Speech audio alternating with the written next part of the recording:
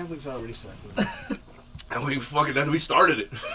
No, I don't know when we started, but we've been bad since. Catholic? Yo, we're recording, by the way. Oh shit! There's so much gold. She was younger, but they converted when she was like in her early. Yeah, I forgot to give Madam the heads up. We're recorded already, so You know, It's we've been- recording now. Yeah, we've been going. Okay. That was crazy when my parents converted. Yeah. There was like this village, and there was a huge typhoon because we were just talking about typhoons and how like the typhoon hit the Philippines. Mm-hmm. She's like, there's this one time, all these houses around their one house in the Philippines got hit with a typhoon super hard, and they were just, and their house was perfectly set, like in full. It was fully set. It was fully in. What's the word? It wasn't touched. Yeah. Right. It was Unscathed. Totally fine. It was unscathed. Unscathed.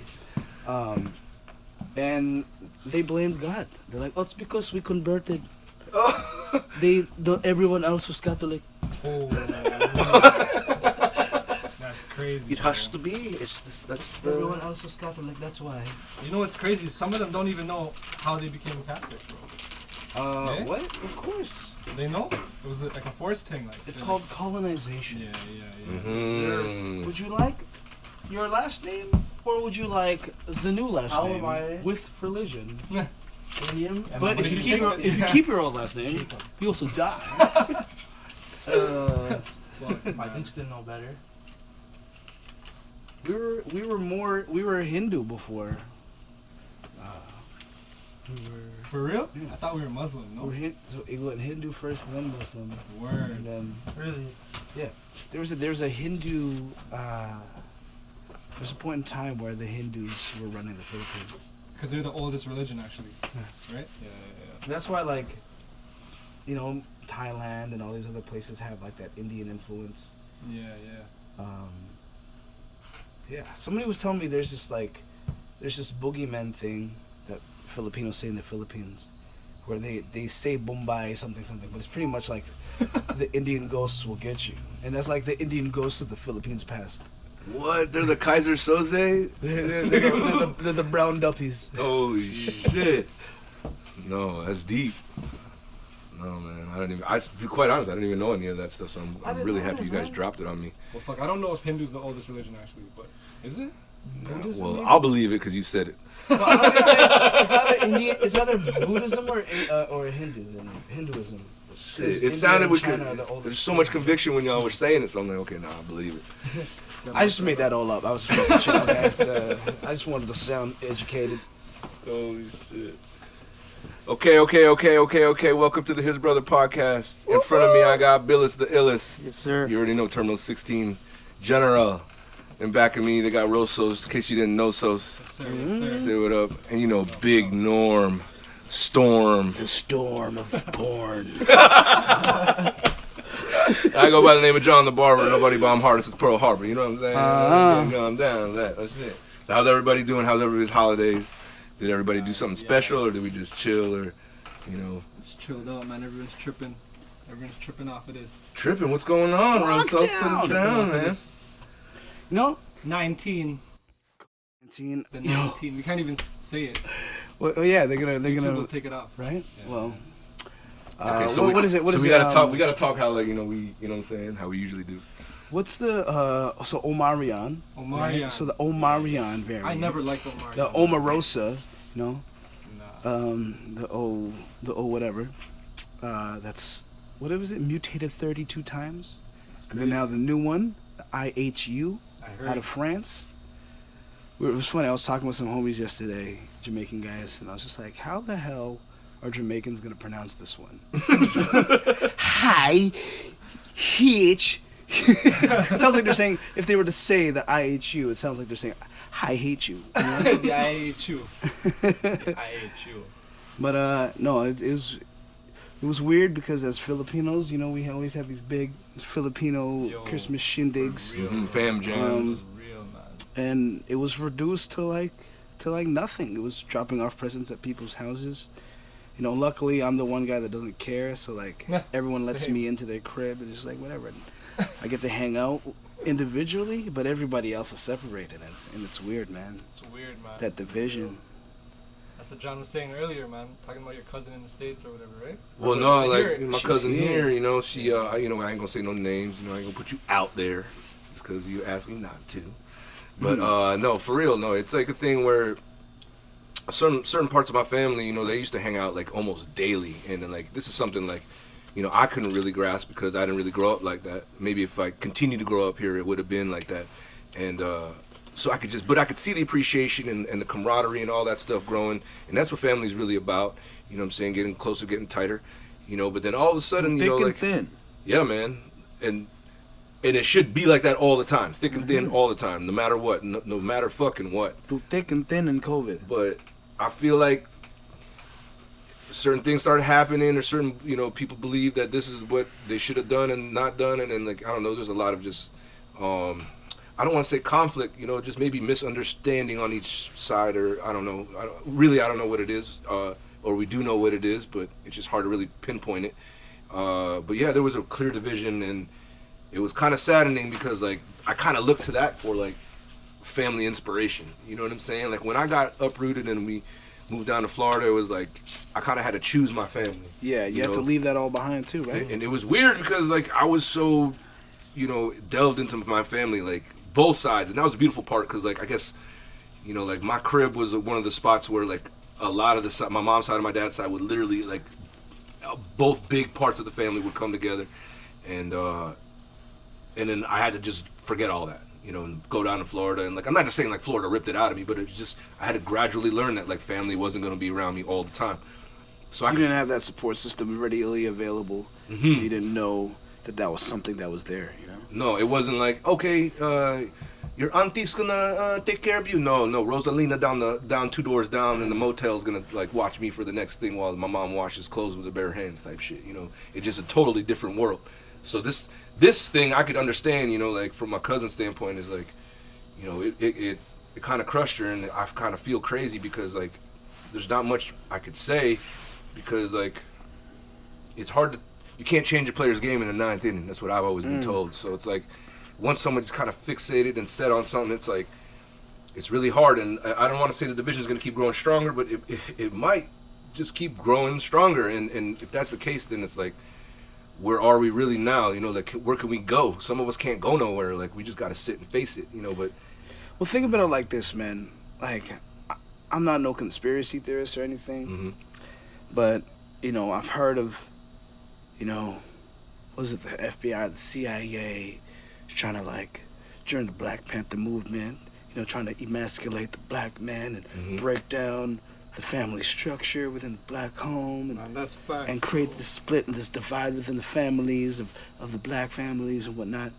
I feel like they're doing that to all families now. Like there's no discrimination to white, black, whatever. It's like, no, break down the family structure, create more divide, create more mayhem, so that while they're bickering and fighting, going back and forth, we could do as we do over here. When I say we, I'm speaking of the powers that be, but it sounds like I'm a conspiracy theorist. No. Here's the thing though. Like, how many people right now could, like, that were talking wild shit, taking pictures with their vaccine stuff, like, ooh, first poke, second jab, third Iverson, all that shit, like, can say right now, like, Chris Sky was wrong. Fuck. I don't like the motherfucker, like, personally in totality, but I can't sit here and say that he was wrong. You know what I'm saying? Like, his teeth are wrong. That's about it. That's the only thing that wrong. neck tattoo is fucking with me, cuz.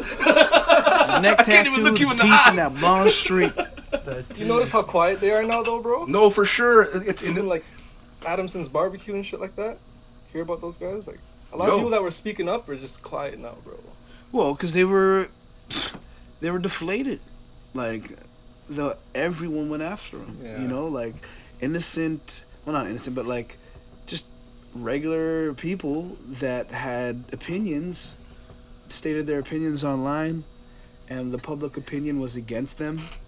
Even though there was some small folks that were just like, nah, let it go on. I think for the most part, and I use this analogy all the time, like, if you didn't skip class in high school, and if you're the kind of kid that was just like followed all the rules to a T in high school, I don't expect you to question things. Word. The guys or girls that were skipping class, that still had this chip on their shoulder where they're like, I don't have to listen to you, and didn't fall in line like everybody else did. Not to say that those people were bad or whatever, or the people that were falling in line are, bad or whatnot.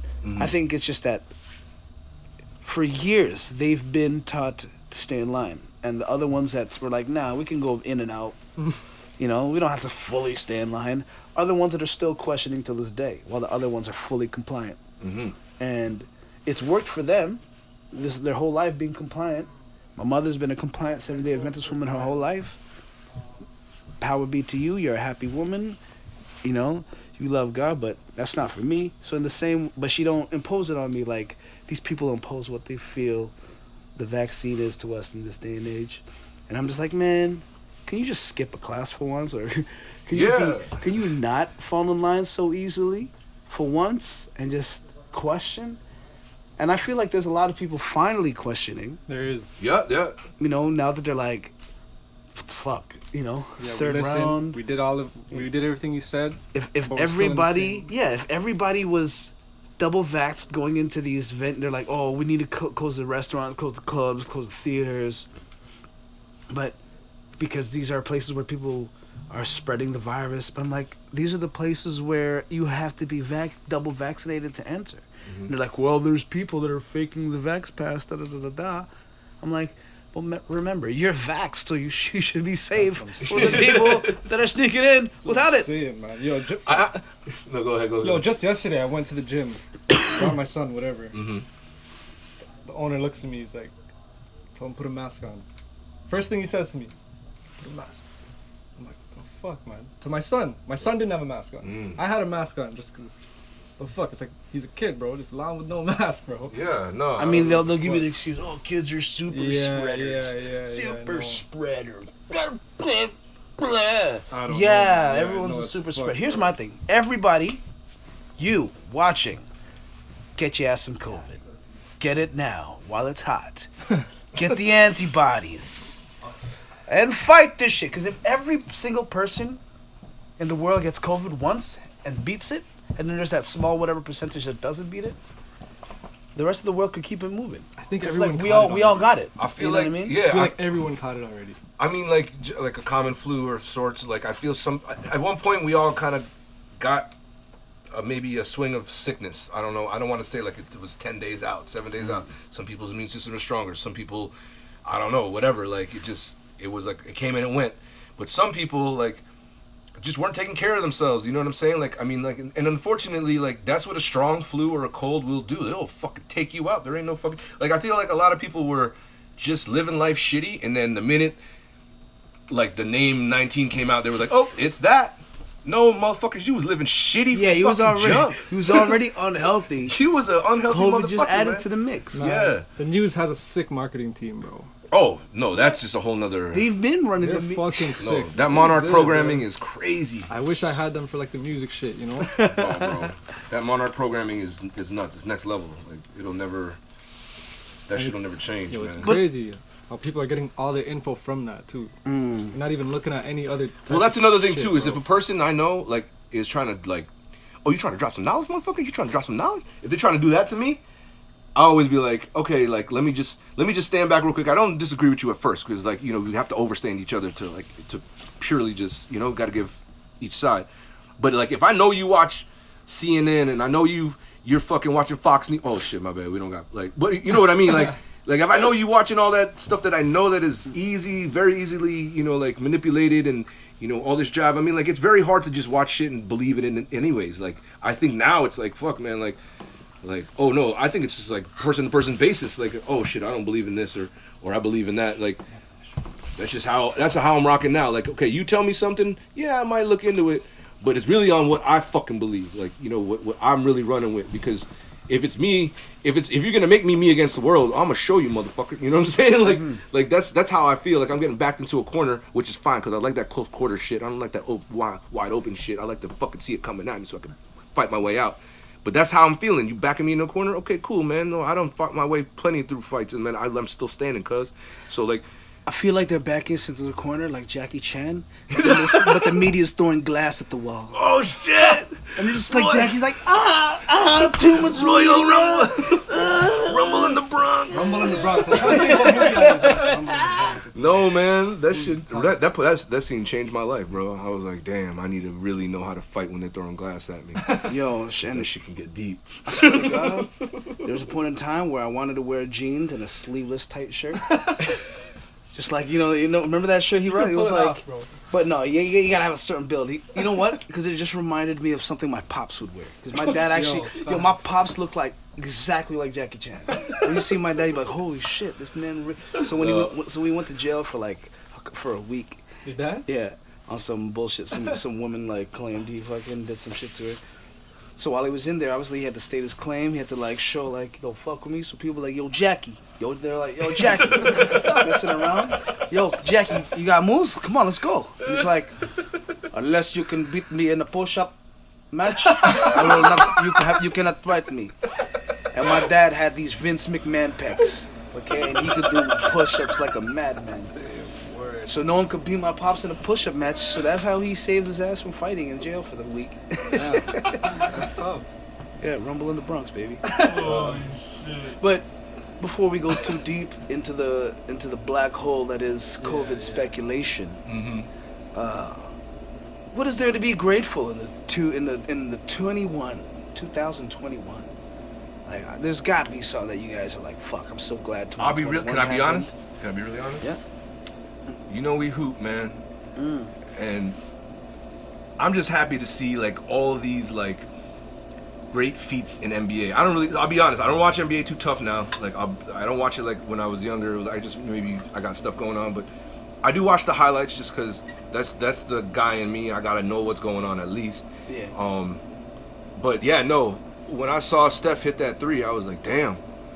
Like in my lifetime, I get to say that I've seen each one of those guys hit it. You know what I'm saying? You see Reggie, you see Ray, you see Steph, and now Steph, and Steph's gonna take it to wherever. But what's dope is like the other accolades the other guys have gotten, like, you know, that because once I seen that, I was like, oh shit, wait a minute, like, wait, Russell beating Oscar. We saw Russell, yeah, like I mean, it's just beautiful that like we were kind of in that era where like we were able to see all of that amongst the sport that like we all love to play, watch. You know what I'm saying? I guess as I get older, I love to watch more. That's just the inner coach in me. Yeah. But for sure, that was like a moment for me. You know, like when I seen Steph hit that, I was like, hell, motherfucking. You know, like and then when they did that thing where like over the course of how many years they were just like showing the spots on the court where he hit from, and then you just see as the years got like into his like when he got into his like really shooting pocket, it just kept getting deeper and deeper. Yo, this shit kept going half court. I'm like, oh my god, no. Kids' practices are gonna be crazy right now. They're gonna be practicing half court shots for sure. Like you see it even in the kids' leagues, bro. All the kids are shooting bare threes now. Oh my god, like the game changed. I see how they practice like just training their legs. You know what I'm saying? Like back in the day, AAU and shit, like it was like handles, beat you to the basket. You know what I'm saying? Like, or like it was like it was go through the middle, dish out, find your shooter. You know what I'm saying? Like it wasn't too rocket science. Now it's like everybody's on that. Like even the big man's getting pulled out. You know what I'm saying? Like it's 5-on-5 on the three. You know, like if you go man to man, oh my god, like that's just the craziest to watch. But for sure, I will say that that was one of my favorites. I mean, I know there's a couple other things that maybe I just need to think about, but 2021 was a blur, bro. Yeah, man. All I remember are lockdowns, man. To be honest, just being at the shop, you know. And it didn't even feel like the holidays. Did not. I even forgot it's 2022 today. Well, 2 2s later, it's 2022. Oh, the bikes. That's the another bikes, thing. bro. Bikes, You're right. bro. That saved us, bro. The Biking? bikes. Bikes was a serious thing, man. Seeing, like, there was that one time I got to live with y'all all at once at Nathan Phillips. Pulled up too with the bike. You know, alongside the naked city bike cats riding on the gay parade. Right? Remember that with the bare nut seats on the public city bikes? Yo, this. I just felt bad for the next person that had to rent that bike and got nutsack grease on that fucking bike seat. So coincidentally, there was a bike ride out for the official Toronto Bike Life ride out, and yeah, we pulled up, and at the same time, the naked ride out was processing through. And like it got everybody confused for all the newcomers because the guys that were there for the I guess just the Toronto Bike Life ride out, they was all like, "What the fuck is going on, bro? This how y'all do it out here?" Yeah, Initiation, man. Oh bro, shit! initiation. Welcome. Why is all this George Michael playing out? This motherfucker? If you can't do wheelie naked, you can't roll. What about you, Norm? How's your 2021, man? You did a lot of shows, bro. And I'm sorry, I couldn't reach any. Fuck. Yo, don't worry. I always tell everybody, do not worry because I'll be doing this for my life, for the rest of my life. And I do one show a week at minimum. So you have 52 within a year to come and I see. just hate going downtown, bro. I'm not gonna Yo, lie. downtown is, It's but the funny thing about that It's a is, commitment. I got to get me the fuck out of Scarborough. Then come to Toronto, bro. It's like, there's too many wastesuits in my city. I know. Yeah. So I get it. You just want to stay home. That's why you drive to Aurora. You are now in tune.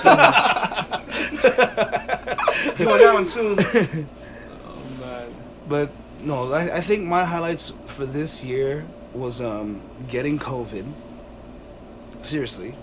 And then stopping smoking weed for 2.5 months. 2.5 months? Yeah, there was like a point where it was like, well, just under 2.5 months.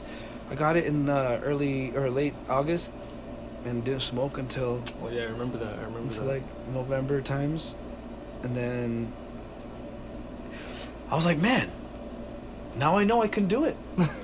All I have to do is get COVID, and then I'll quit. No, but also we could touch on the psilocybin maybe. Oh no, that's what it was. We could it do was that. psilocybin. Oh, man. So we've already dabbled in mushrooms in the past, but Mhm. when we got to try, John and I, we got to go to Vancouver for Bear Jokes, while like there was like this little pocket of within the Vancouver, I guess, lockdown where they were open and people were coming out, and just after we left, they locked it down again. We got to do a Bear Jokes out there in this dope ass warehouse called BB's. No, what was it called? What was it called again? No, it was called Gigi's. Gigi's. Mind you, this warehouse had like everything under the sun in there. There's an arcade in there, right? Everything. Some shit? I think so. Honestly. Bro, they had a printing press in the back, like full spinning. on. What do you call Thought those? to fruition. You can go screen print. Screen printing. Yep.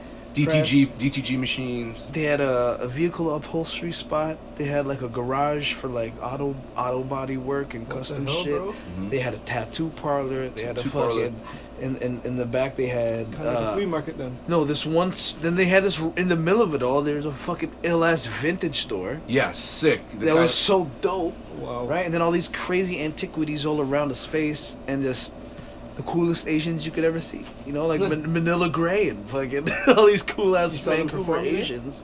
No, they all came Oh, through, they just came through. and we had all this weed being passed around by High Street. Shout out Smokey. Shout out Smokester. Singer. And then we were introduced to a new product called Mr. Fun Guy. Worldwide, wide. And bro, this is like the best mushroom lab tested product I've ever had in my life. Is it meant for microdosing, or you could just? They have go the all in small on it? microdose bars, and then they have the bigger ones. We tried the bigger ones. Mhm. Off of one chocolate, I was like, out of here, like the perfect dose. Yeah. And it was this strain called Penis Envy. What? No need for pause. Let that shit play. Is it a gold It was cap? so. It Well, was just the structure of it is rather phallic. yeah. Oh. When you look at it, it looks like a dick. Word. Okay, it looks like the Filipino ashtrays, but white and blue. For those of you who don't know, Google Filipino dick ashtrays. And, you ever see somebody be like, yo, the weirdest thing, like, can you pass me the ashtray? Say you pass me the ashtray just Yeah. now? They'll pass it to you holding the shaft. She's like, oh, here. And like they're ready to just take it from their hand and get one slight jerk. And that's the Pete. I don't know what is with Philippines affinity with like dicks, like even like the barrel man. Yeah, I was gonna say You that in the know? washrooms. I see in some people's They like- washrooms sometimes. yeah. Just lift up the barrel. Here's the one thing. They I don't know. They I love don't- carving dicks. I don't know, but what a lot of people don't know is like there's a real sexuality like I don't know. Like since young, like I've seen. I don't know. Maybe I was exposed to nudity from time, but like Boomba. yeah. Blue movies. Yeah, this is the movie. That's not dopey movie. That's book down there. No, but back to Mr. Worldwide Fun, Mr. Fun Guy Worldwide. Yeah, the penis envy is the strain, and it's a lot more focal. It's decisive. Like I don't know, it was crazy. We were on this beach called Wreck Beach. Oh man. Mind you, have you ever been to Wreck Beach? Have you guys heard Billis? No, where the fuck is that? Where is that? Okay, so it's in Vancouver. By the way, parking was amazing because we were on psilocybin while we were parking. And mind you, like there's like not so much availability for that, right? And we all get out the car, we finally park, put on the Joe Bataan, you already know. Yeah. And that shit was bumping so lovely. If y'all don't know who Joey Bataan Afro is. Filipino. He is. I'm not a Filipino. guy. One of the best soulful singers you'll ever fucking get into. And so yeah, we're in Vancouver, and we park. We listen to that. We're going down, and we just hear rumors about these steps. Oh, the steps. Oh, it's 10,000 steps. Oh, it's like a half a million. It's a quarter. It's a 250,000 steps. We're like, wait a second. What the fuck? Is this even real? Yeah. Like, no, you guys are just messing with us. You're calling it Wrecked Beach. Yeah, you're saying we're gonna get wrecked coming back up these stairs. You're gonna stay there. Have you ever been to the Mayan temples? Yo, I haven't, but that's one place I need to go, bro. Right? So, in the same way, the steps, they have so many steps. Same deal. We're going down these steps in this Canadian rainforest Yeah, literally. where you're seeing tree trunks. Where is this? Just where in Vancouver? In Vancouver. This is in Wreck Beach. Wreck Beach. You can hear the waves crashing, by the way, and it's Right. like it's so surreal because like that's not like we don't get that in Toronto. You don't hear Yeah. waves crashing. What is that? The Pacific, right? Yeah, Pacific. So we get to the bottom. No, hold on. But as we're going down, sorry, I don't mean to interrupt. Yeah. But as we're going down, we're all like, yeah, we're high fiving. We're like, this is gonna be the fucking best time, mind you. Like we're fucking High as shit. psilocybin out. Like, yeah, we're vibrating. Frequencies are dope. We're high fiving, but the commonality with the people coming up is like the faces look like defeated. Mind you, naked. Oh, by the way, sorry. It's a Nude beach? This is a nude beach. Oh, wait. So mind you, people are coming up the stairs Naked? Naked, bro. but they're like huffing and puffing, and they're all walks of life and all ages. So it's like you might get a 20-year-old that's like going up like, and you're like, oh man, you ain't got no clothes on, but you got your morels on. Yeah. You're hiking up the motherfucker. You're going like, and he's scaling the stairs. Then you got your 60-year-old woman, you know what I'm saying? And she's sitting there like, Is it cold? trying to catch her breath. No, just trying to like pull No, that's themselves just together. I was trying to simulate her breasts. Like, Yeah. 'cause they're a little longer. She's 60. Yo, have you ever? Okay, I'm sure you've had a woman ride you in bed, but never in my life have I seen a woman sweat so much that nipples were dripping. Or sweat was dripping off her nipples like morning dew after a rainy night. It was rather National Geographic. Like she was slumped over, you know, hands on, palms on knees, just like catching her breath, and I just saw like beads of sweat just fall to her nipple and then just fall off her nipples, bro. And I was dying, like, yo, this is what we're gonna be dealing with on the way up. on the way back Like, up. fuck it, let's go, man. We're going all out. We're high. Fuck it, we're getting wrecked at Wreck Beach. Bro, I remember when we got down there, I'm like, today's. Was it sweet things or not? Yeah, there's bare Oh no, sweet things, it's right? Shit. yeah, man, and it's the West Coast, so like that vibe Yeah. is just totally different. And guys were everybody's naked on too? mushrooms. no, I didn't, No, we were naked. I We didn't were go. naked. I didn't go full Monty. I couldn't. I'll be honest. It was cold that day. I'm not a shower. I'm a grower. I have a cousin that lives in Vancouver still. He's living life different out there, bro. He's always in the wilderness and shit. Yo, throwing- it's- throwing axes on trees. I think it's the perfect balance between business and nature. Word. Yeah, We were doing all business. Like I would watch Norm. Norm would handle all the business up until from the morning, like 5 a.m. till like maybe 12 p.m. And then it stops. Everyone hits psilocybin and goes on walks in nature and goes in the fucking Yeah, mountains. word, Like word. it Let's doesn't just go go to past the 1 beach p.m. and sit. That's crazy. Fucking, let's just think. Let's go to a park and Yeah, I talk. know. Yeah. This guy's always pulling up in the beach and doing off-roading and shit with his truck. Yeah, It's yeah, that crazy, sounds bro. like a It looks Vancouver, crazy. right? Yo, what was crazy too though is like as much as you saw all these titties, I'm like, we're living within the age of consent, so I was just like trying to be all woke and shit. I'm like, oh, they didn't give me permission. So don't look at their boobs. But then all I'm looking at now, all I'm left to look at is dicks. 'Cause I'm like, I got one, so I guess I'm allowed to look at the other ones. But I'm like, I don't want to be at this beach just looking at dicks. But then there's this one observation I took home with me. All right, as much as people speak about big dick energy and like this whole concept of like, hey man, you got to embody big dick energy, this confidence, this bravado. Nah, bro. The most confident man I've ever seen was a small dick white man, naked with a backpack on, holding his backpack straps, just going back and forth, walking up to people, talking like, "Hey, how's it going?" Yeah.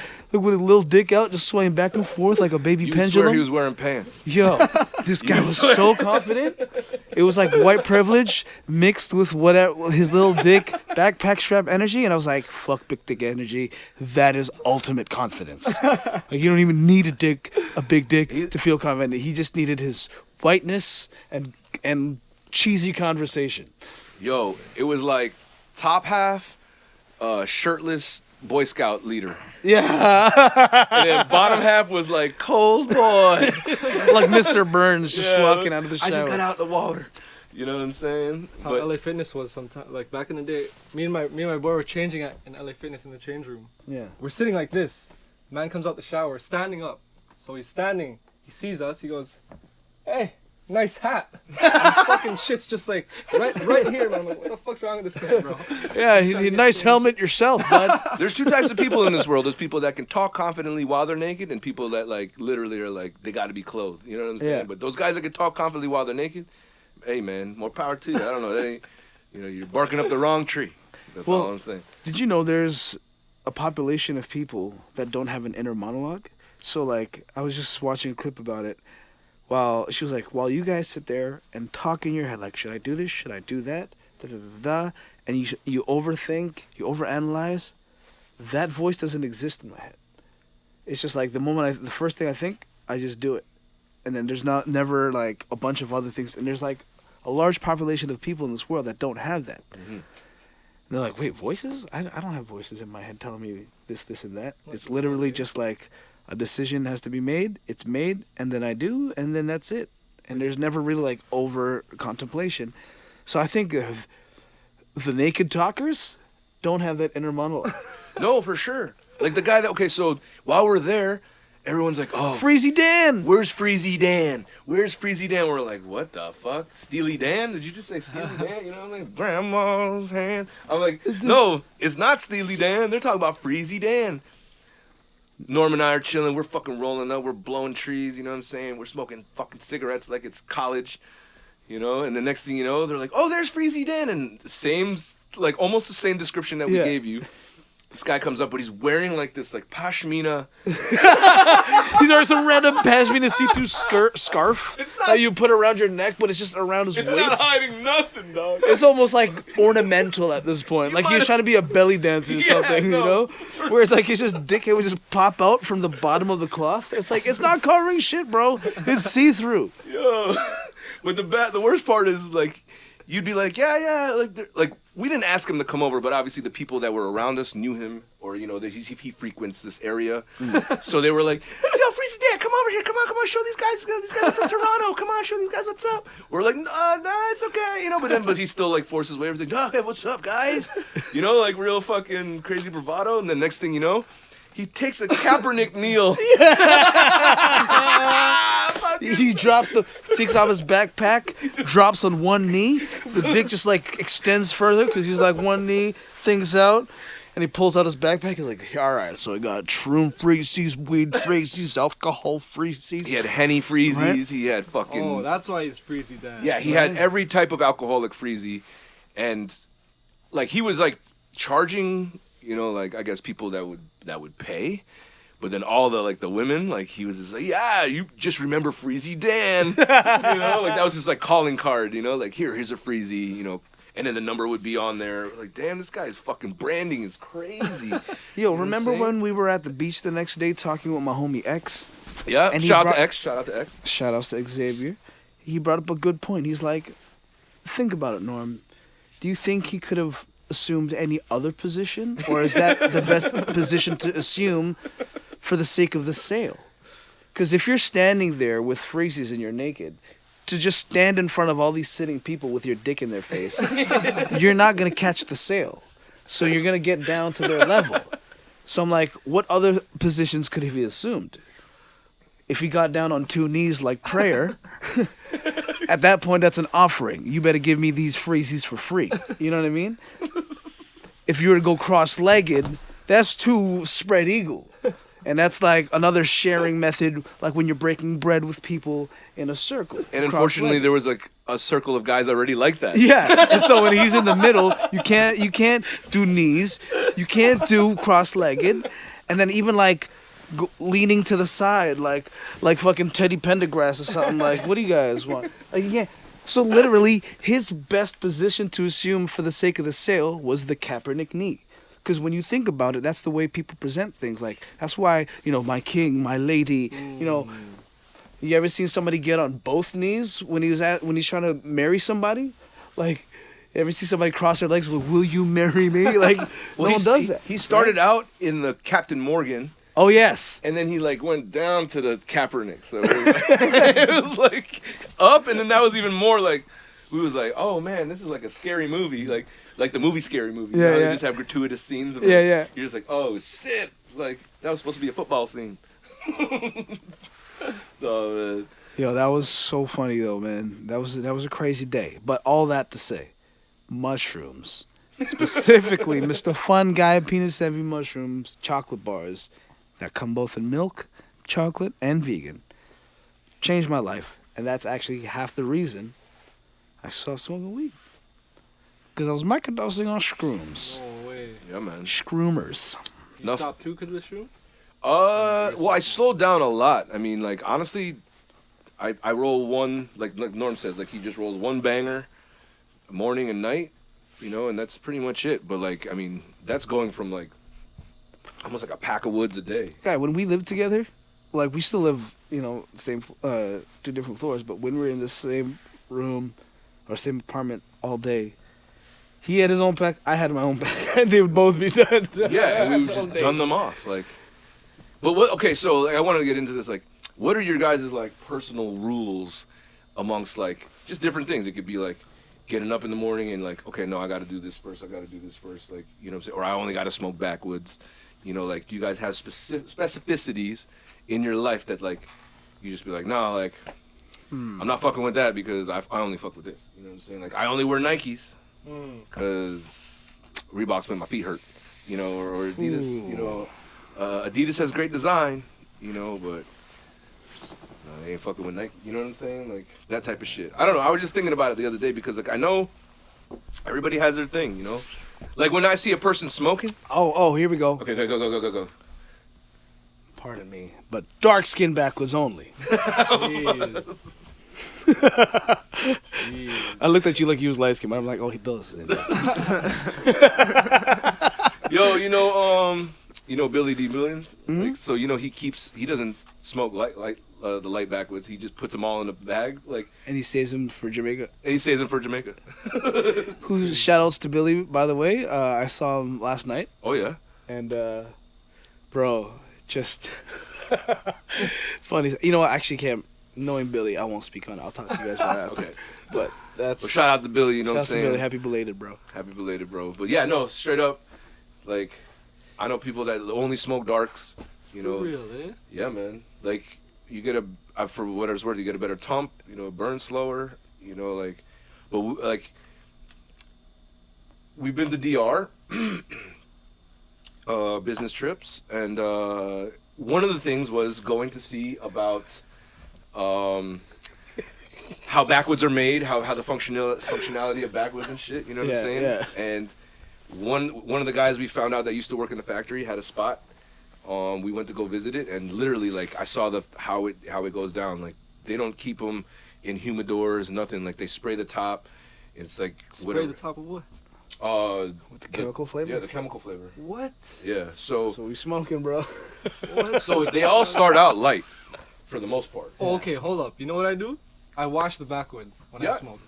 There you Get a go. paper towel, Wash the backwoods. wash it. You see all the yellow shit come off. Yep, Yeah. yep, It yep. just tastes better. Right? And then there's also, I don't know if you guys ever see, like, on certain ones, like the rums, sometimes there are sparkly woods. Yo, there's a and little it's spark- sparkle. And when you spark it, That's it it. actually sparks. Yeah. You seen that? You ever seen And that then sometimes you ever see the floating little granules in the air, or like whatever, like some soot Yeah. that's what the floating, and then You you try can to kinda, catch like, it, and you can't. Yeah. And it's like a spirit, like it's like saying, ah, you ain't gonna catch me. You know what I'm It's the saying? spirit of the backwood Yeah, I'm chemicals like, just being like, ha, ha, ha, catch me if you can. Somebody's, I remember we were smoking. Someone was like, "Oh man, you must ain't got that good shit." And then she was like, "It's trying to leave you. That's how bad it is." You know what I'm saying? I'm like, "What the fuck?" No, I heard man. if it's ashing white, it's good, right? Oh, Yeah. White ashes. Yeah, White ash is the, That's the way to good go. tell. Yo, I love cess, bro, Yeah. but I can't find it. Oh well, that's maybe For a real? thing. I got you. That's maybe Alright. yeah. That's maybe a thing that could be situated. Yo, growing I up- will say this though. Like before I got here, I never smoked pink before, Word, and now you're always pink. and now bro. I'm fucking pink down. It's crazy. Yeah, cause like flavor and effect. Yo, okay, so there's certain like little quips Norm and I have like programmed in our head just cause we used to work at the spot and we was dealing with a lot of people. So yeah, no, like pink has the best flavor and effect if that's what you're going for. Yeah. It embodies everything that you're. If you want that heaviness, it could also influx drowsiness. So If that's you want kind a of like deep, gassy no. You know. the and if terps you- are amazing on them. The terpene profiles have somewhat of a pepperiness to The the amount nose. of bullshit cannabis jargon we've acquired in the fucking past I don't know how many years. Like and it'd be funny too, cause like people would come in and they'd be like, oh. There's some people that were clearly decisive, like, nah, I want this. If you don't have it, fuck it. I'm just grabbing edibles. Yeah. Or I'm just, whatever. But then there's people who just literally, like, they just want you to make their mind up for them because they don't have that person to go to anymore, like that, not the trap, but like the guy they've been buying from their whole life. And then that person's like, I only got two things, this or this. You know what I Yeah. mean? But like, once there's variety, or as Currency the Spitter says, variety. Right. It's like, holy shit, now you gotta hold these people's hands and be like, okay, no, like, and then that's what I mean with the bullshit cannabis jargon. We would literally, like, convince people, we'd give them the truth, but, like, obviously, like, just to make their mind up quicker, we'd be like, no, this is the, like, because you have mans come in, like, be like, yo, what's the pang? Oh, what's the pangs, dog? Yo, What's the pangs and what's the putos? slapas? Yeah, don't, Highest THC. And mind you, like, I never learned how to speak like that. I learned from, like, there. Mans would come in, like, I learned the slang, Toronto slang, but, like, there, I would master it. I would just be like, okay, no, this guy has it up, like, with the fucking slangs. And, and then there'd be, like, old school slanger guys, like brethren from, I forgot the affiliation he had, but like he used to come in and be like, come in with the pato like, Yeah. well, you have it up today. Yo. Like, and we'd be like, it'd be like, he would reverberate the room. That we'd be like, okay, no, this guy is coming with that thing. Like if they had the captions under it, like one, would be, I don't truly know the exact specifications, but I trust you. Okay. See it. Like, when you hear little quips like that under, like, read the caption, like, you see it. Yeah, man.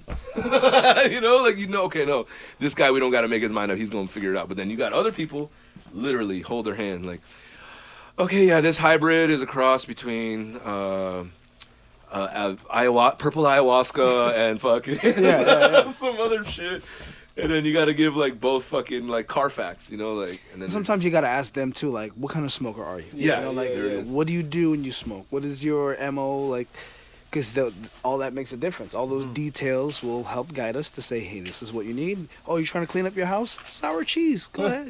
Yeah. You're trying to, sativas. you want to think creatively? Here, try some Blue Dream. Mix that a little bit with this Afghani goo. If you want that pungent flavors to go with it. I don't think we haven't got many complaints of people coming back like, you gave me the wrong diagnosis. No, never. Because at the end of the day, it's also like, it's placebo. Yeah. A lot of it is placebo. If sure. you want it to do what you want it to do, you're gonna let it happen. I mean, minus some of the heavy pink indicas and the super strong sativas that like either make you feel like you just drank a red eye triple shot coffee, or the ones that make you feel like you just came down from a fucking Red Bull high. Yo, one man's will come in and be like, yo, I just broke up with my girl, true say, I just want to be by myself. Yo, I got a pink ass quads for you right now, dog. Boom. You will forget. The person right behind him, yo, I need to clean my house. I got a pink ass quad. And mind you, that person was right behind the guy I just gave the same description to. If you was just listening and paying attention to what the fuck you putting in your body.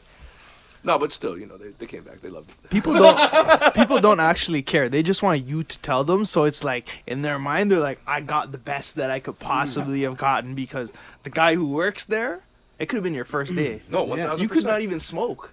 Well, And they're still gonna listen to you. That's the thing with OCS. Like all these dispensaries, these government ones, like people don't get to test the product unless they buy it. You don't even see the product. Can't even see it. So how can you truly assess it? All of us, we got to touch it, we got to bag it, we got to smell it, and most of the times we'd like taste it. So like you could truly give proper diagnosis. Is just as far as terpenes go. Sometimes the highs are just high from so many different highs from so many different strains. It's like overlapping and meshing. Sometimes I didn't know anymore. But as far as taste went, this is a good flavor. It's like food pairing. You know what I mean? Exactly what it is. Like, oh, this is great with the. Oh, you trying to go for some jerk? Boom, try some of this Jamaican gold. You guys pick up from dispensaries a lot? Nah, not. I mean, I'll be honest. Like a 1-2 time, I was on bike, Yeah. and I'm like, damn, I'm fucking naked out here. You know what I'm saying? And then like, you know, I'm not saying the man them like, you know, couldn't broke off a piece, you know, like we'd all spliff up, but you know, I was just like older, you know, I'm not trying to just have my own thing, you know. So like, boom, I walked into one spot. I'm like, yeah, let me get an eighth of, and then they're always looking at me crazy, and I'm like, let me get a half quarter of.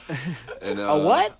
Yeah. Oh, sorry. You know, it's crazy because like I'm trying to get that out of my vernacular. I already know, you know, and maybe just because I'm not where we used to work at, I kind of resort. Like I don't know, my You're mind back like to reset. the eighth. Yeah. And I'm like, plus like, when do I ever buy an eighths? Like, you know what I'm saying? Like, Some dispensaries say eighths though. Some. Yeah. I seen it on the screen and shit. but yeah, Yeah, it's the guys that started selling weed when weed was legal. Word. Anybody that sold weed or smoked weed before weed was legal, they think differently with weed. You Yep. know? Everybody that started smoking once it became legal, Yo, they it don't kinda understand that. Yeah, it feels different too, man. Like the weed from OCS, it's like it's watered down or something. Or like there's something about it that's like It looks. addictive, and it's like different. than It's you the know cheap what I'm saying? stuff. It reminds me of like when you get to Jamaica. Okay, for everybody's listening, if you go to all inclusive in Jamaica, you're gonna be on the beach, and a man's gonna ask you, "Yo, I have ganja, I need," you know, and they're gonna show you it, and it's gonna look good or look smokable, but really deep down, it's not cured. It just that's the one they show you for the looks. And I feel like we're getting the ones that they would like show you, but we really might not supposed to be smoking. You know what I mean? Yeah. Like you, it's bunnable, but it's like, yeah, man. Like I already know. Like, trust me, you know, I had to learn the hard way. You know, like yeah, okay, man, you might cop that first thing on. You're an all inclusive. You don't know where to buy from anywhere. You know, so you grab your little thing from the man. What he doesn't tell you is that he has some other stuff from St. Elizabeth that's way better. Or you know what I'm saying, like something from Portmore that's gonna rock your head off. You know what I'm saying? Or he's got the extract, the THC shit. And remember in the water, Norm, were you with me when the guy he's like, yo, you want some gum? And he didn't keep the gum on him, the hash, because it was gonna get like, obviously it's hot. You know what I'm saying? So he kept it in the water, in a jar, and he pulled it out the water like close to him. He's like, yeah, man, let me show you something. And he pulled out the jar, and it kept it cooler. You know what I'm saying? And I was like, damn, the ingenuity. That's so is smart. Fucking, I had to buy something. How was it? Was it good? Yo, the gum. Okay, so gum in Jamaica is, I don't know. To me, that's my favorite. Yeah, you're smoking Jamaican palms. Pretty much, it's all off the hand.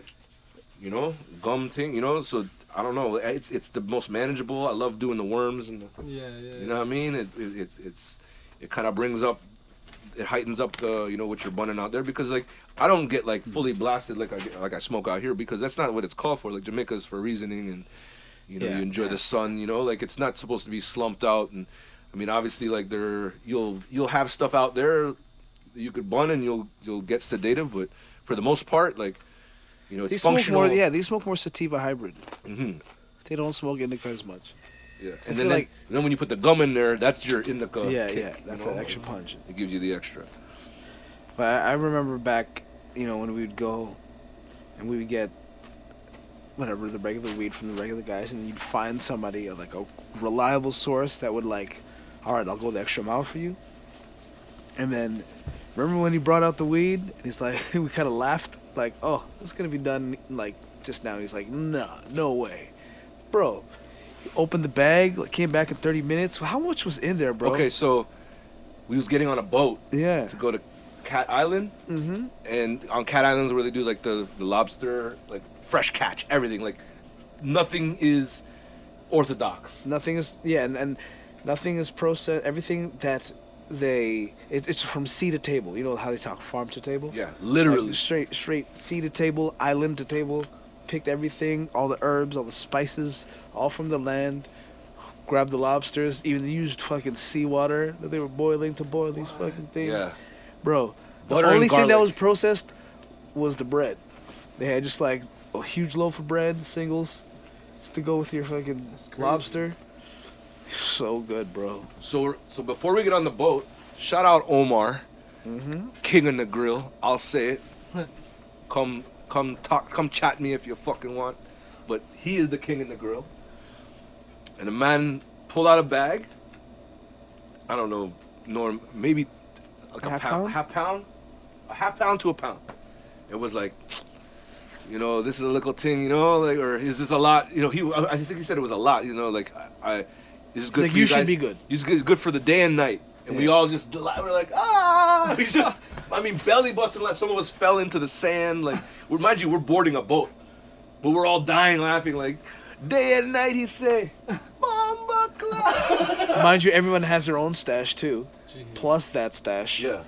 And because, people will grab, and you think, okay, you're just grabbing for later. Yeah. But no, that's being grabbed. Everything's being rolled right now, and it's just like non-stop, back-to-back puff. Kanan, Ugh. like ridiculous things.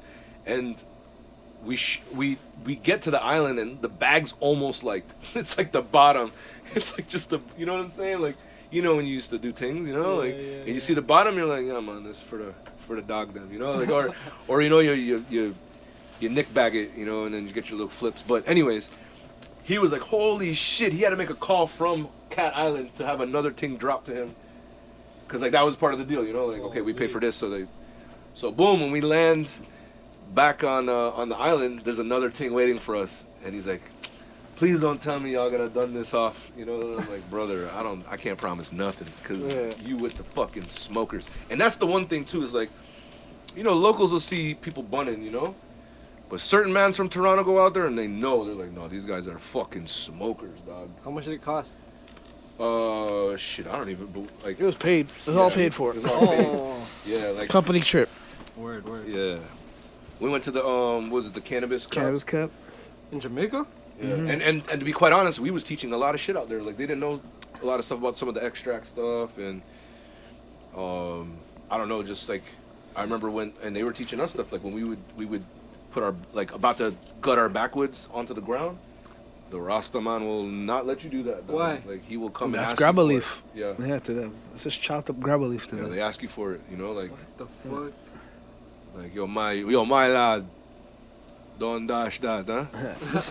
This is all guts. Hey, I got you, doggy. They smoke it? I got your No, respect, I don't smoke Ross. it, but They do? oh, they would want that. Wow. Yeah, so like when you, like, I remember someone flapped their guts, and the man like literally went up. He's like, still good.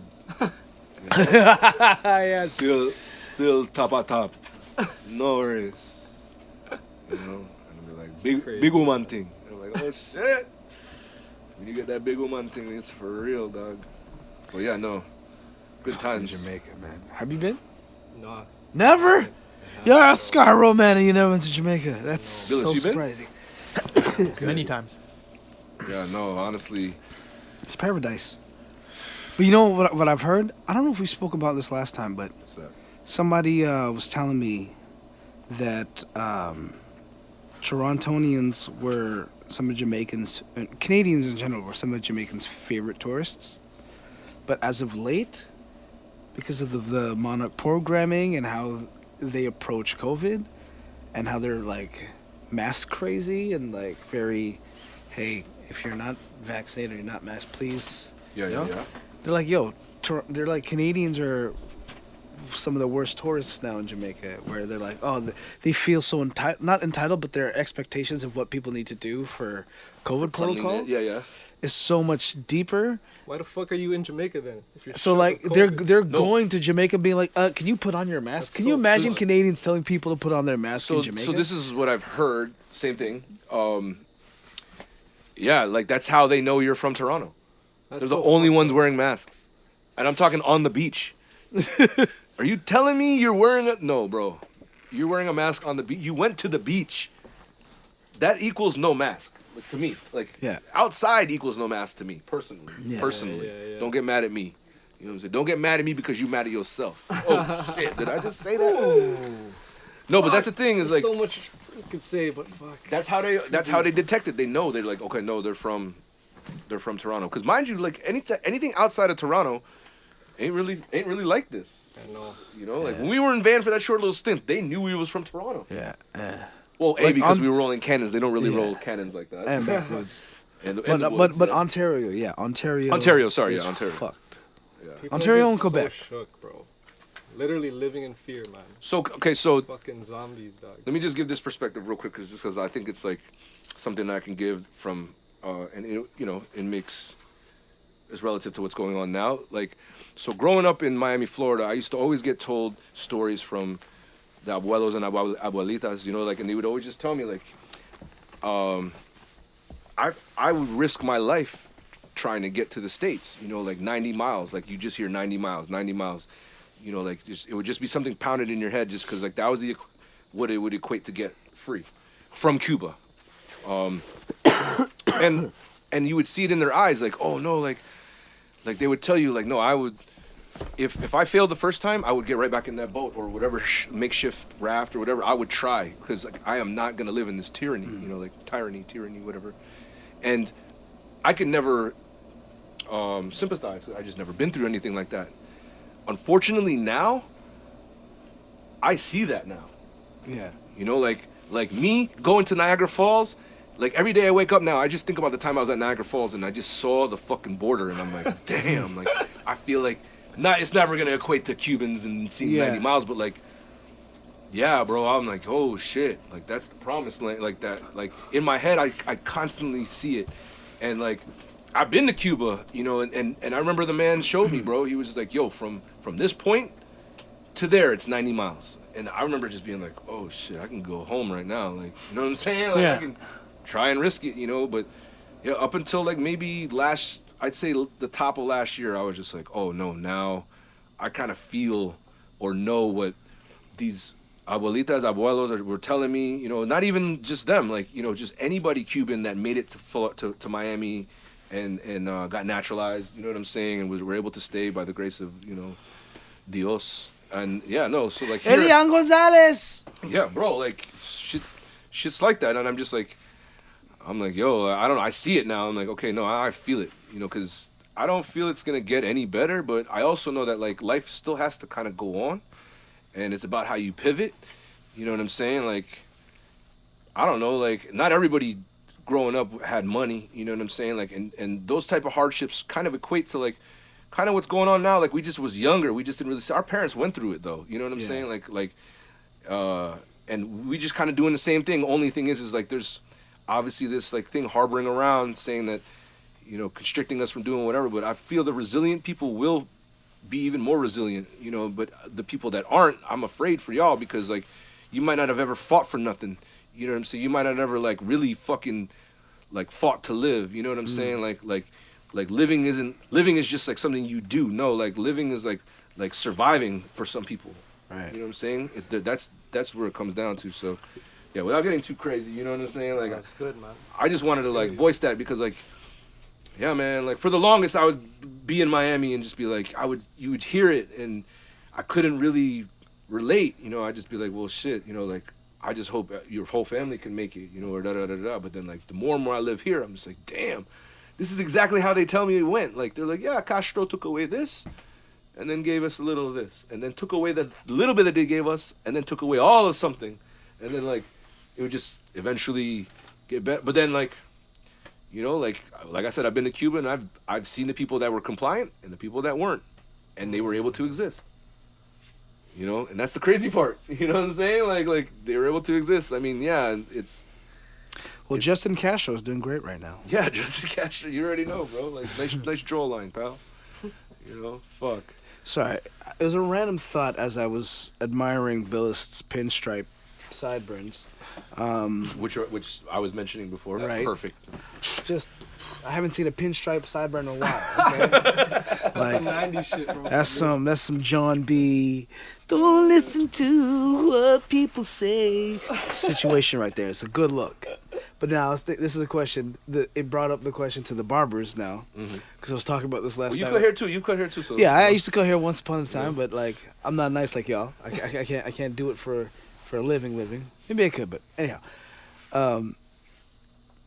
Joke. I don't know if you guys seen the meme or like the video prank of a dude putting a banana, Oh, I seen that shit. That shit's jokes. and then like he would basically go to like turn the guy sitting on the chair with his hands on the the guy's leg and shit. yeah, and he was like he would brush the banana on the dude's hand. And I was talking about it, like I'm like this one time I was getting my hair cut by this fat guy, and like he tried to like pull back as he was spinning me, and I got a little knuckle buddy brush. You know what I mean? Like my knuckle just brushed his buddy, and I was that like, happens, bro. I'm not gonna. and lie. I was just that like, shit happens, man. fuck. Like, what do you do in those situations I as don't fucking know. You just keep as going. the barber or as the customer? Do you mention it? Do you just? I think as the customer, as the patron getting cut, just at that point. Just, you know, hands in the middle. Yo, that's the thing. right? Yeah, So that's what I noticed. I like, always keep my hands. Mans will have their hands on the side like don't this. do this. Don't put it on the. Yeah. So the minute that happens, they always go. Like they'll Yeah, fuck, and then, or they'll do the. I feel like at that point it's just best to address it. You just say like, yo, bro, my knuckle just, brushed up again. So let's just talk about it for a second, say it happened, so it's not like weird. Yeah, You just like- gotta say, yo, my bad. He's like, yo, it's all good, bro. I like this too. Yeah, yo, brother, haram. cutting you, though? That's haram, brother. Okay, it was back in the day. Literally, it was actually down the street. No way. You know where that jerk spot is? On Kingston Road, across from Archery Academy, right there. Okay. So there's Number this one place jerk. called Number One Jerk, right? There's this guy named it was called Andy's Bio. Is this hair cutter from back in the day. He was like an OG dude. Just really, really fat. Like just huge. And shout outs to him, he was a dope ass guy, but he was also like not tall, but tall enough so that like even I thought I would have just brushed his stomach, but it was almost like his stomach was pushing it down to a point where it was just like, oh. I was like, oh. It was weird. Nah, bro. There's so Weird, many man. different like barbarisms like that, like where shit would happen. Like I know one guy. The first time I ever cut him, he was like, "Listen, what kind of barber are you? Are you a guy that walks around and does all this shit? No, I don't like all that fucking walking around. All right, I'm from an era where people got dunned off. sitting in the barber shop. I'm like, okay. He's like, yeah. You cut my hair. You stand in one spot. You move the chair like this. Yeah. You don't fucking do all that walking around me shit. Yeah, and I'm yeah, like, yeah. Okay, can I pat you down? Hold up, man. What the hell? You about to shoot me? Who's done and who here? You know what I'm saying? Like, but yeah, no specific rules. Like when you get to the front and you got to edge up the front.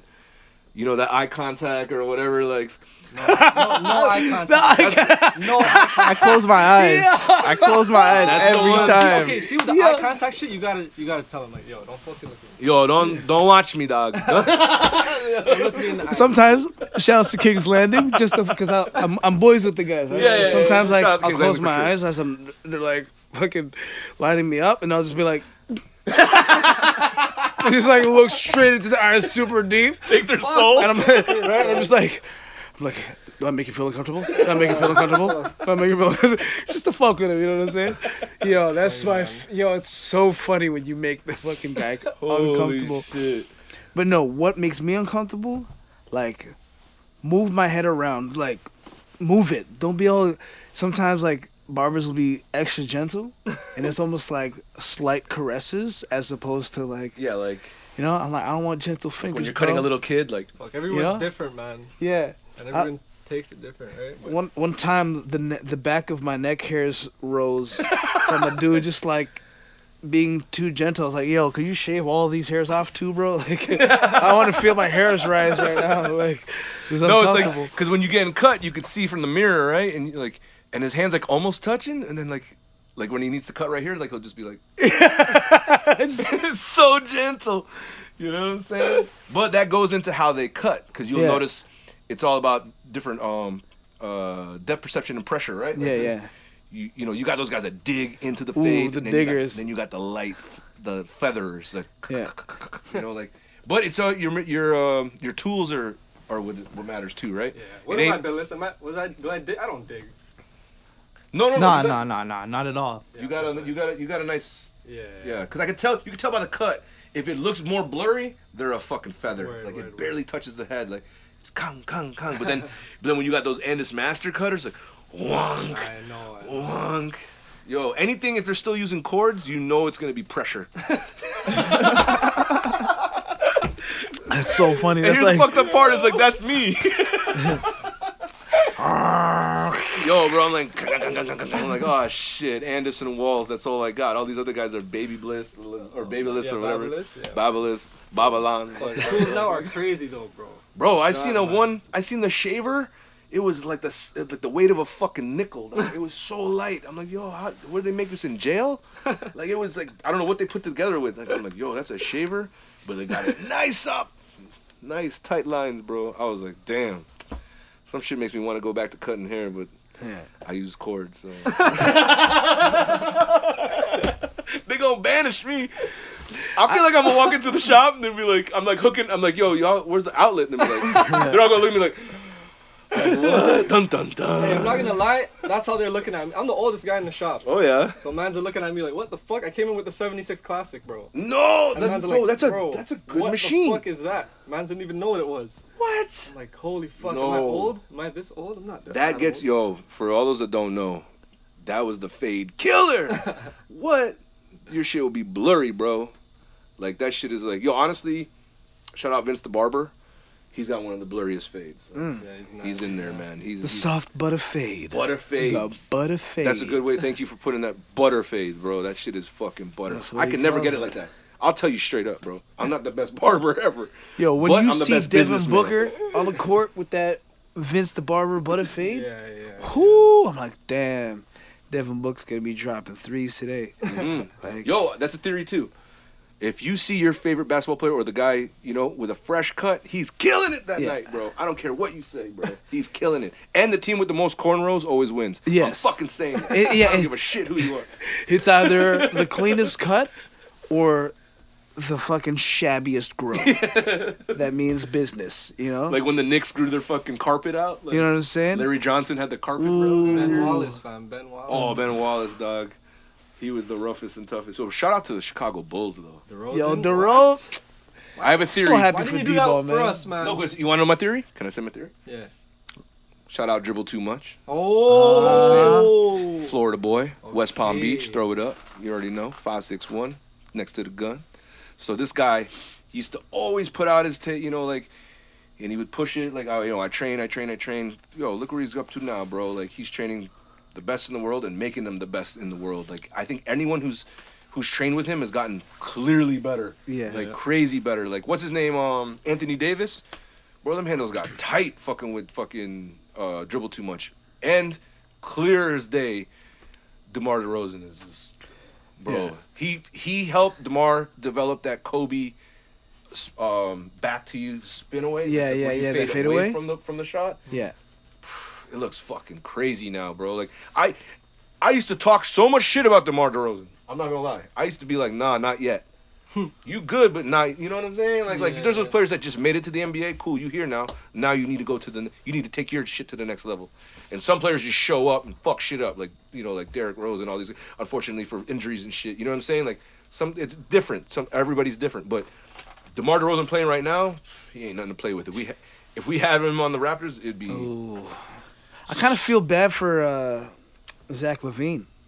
He's taking all the shine. True. Like, he's now. It's almost like Kawhi Leonard and Paul George. Now, Paul's really good, but next to Kawhi, like, Kind of, it's a wash.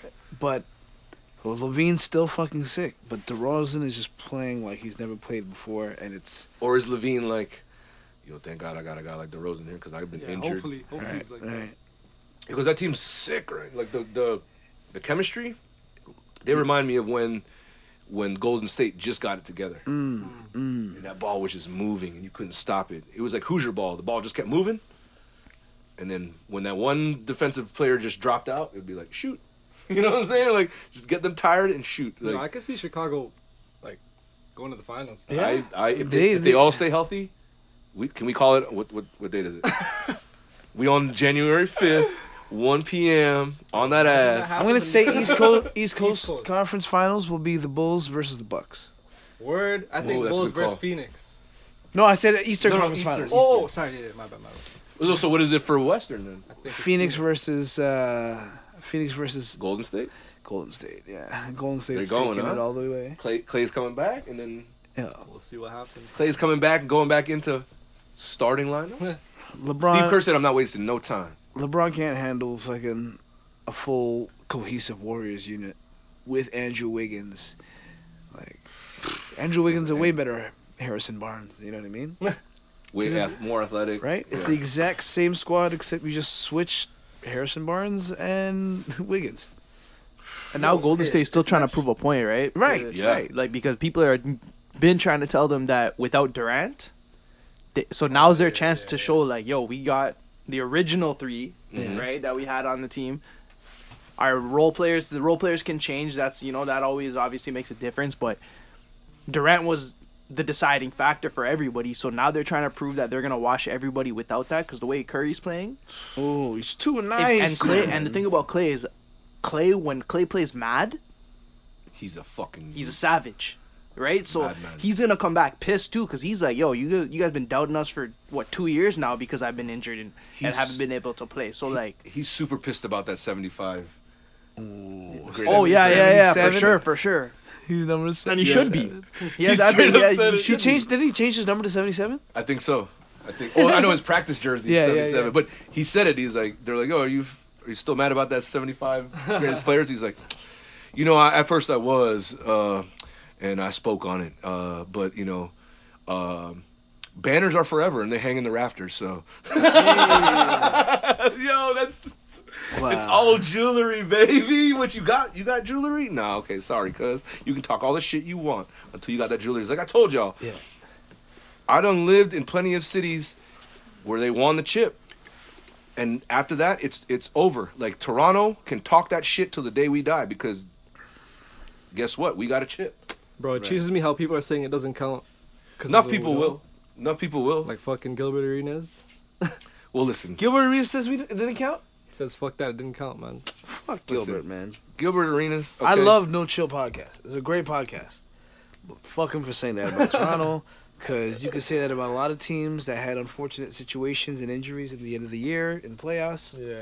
It's basketball. It's basketball. It's how this shit It goes. happens. I always say this: if Chris Paul would have went to the fucking Lakers, none of this shit would be happening. Exactly. There's certain things that happened or didn't happen. That shit wasn't vetoed. Man. That's it. Yeah, fuck that. Yo, it's guy. crazy how they allowed Kyrie now. He could play now. Well, here's the And thing. then look at Wiggins, bro. They were giving him shit for that. Kyrie's like, honestly, when people ask me who my favorite player is, I say Kyrie, and people are always like, oh, because he takes a stance. I'm like, no, motherfucker, because I used to watch him when he played with Duke, and I knew what they did. They basically said, okay, you're going to the NBA. You're not fucking getting injured. We're going to say you're injured. And then they do that all the time. Bro, I watched when Wade came to the Heat, you know what fucking Shaq did? He was just like, He was injured every other week, bro. He was at 24-hour fitness. He was like, yo, I used to see this guy all the time. Like, he became a cop. You know what I'm saying? Like, that's the program. Once you get that good player, or that you just figure it out, like, you either protect them at all costs, or you know, like, or the veteran gets the chance to take the break. You know what I'm saying? Like, let that guy shine a little bit. Because what happened? Shaq got back in the playoff time, and they ended up winning the chip. You know what I'm saying? That was the 03 chip. Like, Yo, do you think that that box out, back down, in and out passing play like that Shaq used to play, where like you just dump it into the big man, and then once the double team would come, you just throw it back out. Yeah.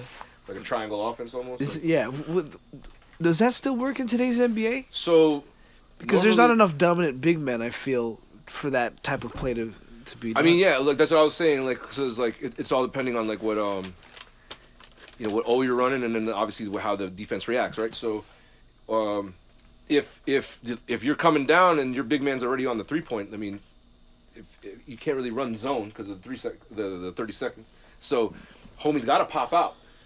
You know, so that's what these big. That's why all these like the league totally changed. Like, you want a 7-foot something guy that could literally play like Anthony Davis or fucking Jokic, or the guy what's his name from Dallas Mavericks.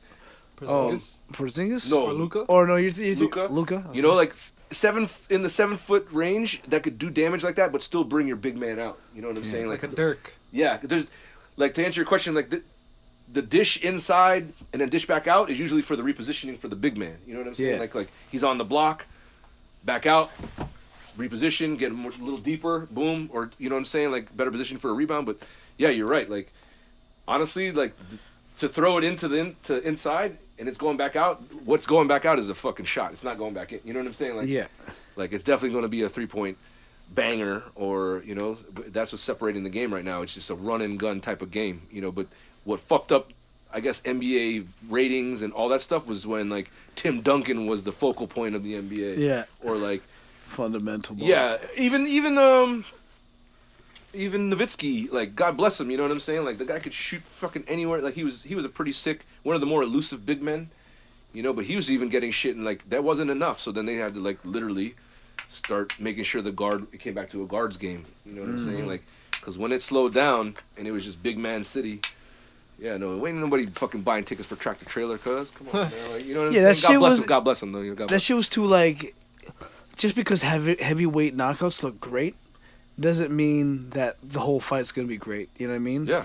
You're kind of watching these two big guys slug away just to fucking wait for that one knockout hit, but it doesn't always happen. It just looks messy. I find guard play is ill, man. When it's run by guards, it's because you get to see more run and gun action. And it's because it's in our blood.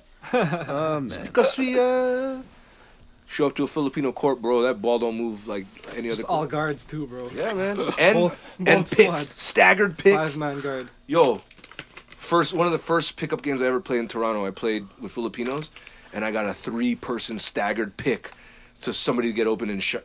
Bro, I was in a pickup game, and I knew at that point, pickup games in America ain't shit. I'm trying to tell you, bro. Depending on where you're at. Because everybody's trying to go like one on one. ISO. It's always a lot ISO, of hot right? sauce. It's a lot of hot. Depending on where you're, like I said, depending on where you're at. You go to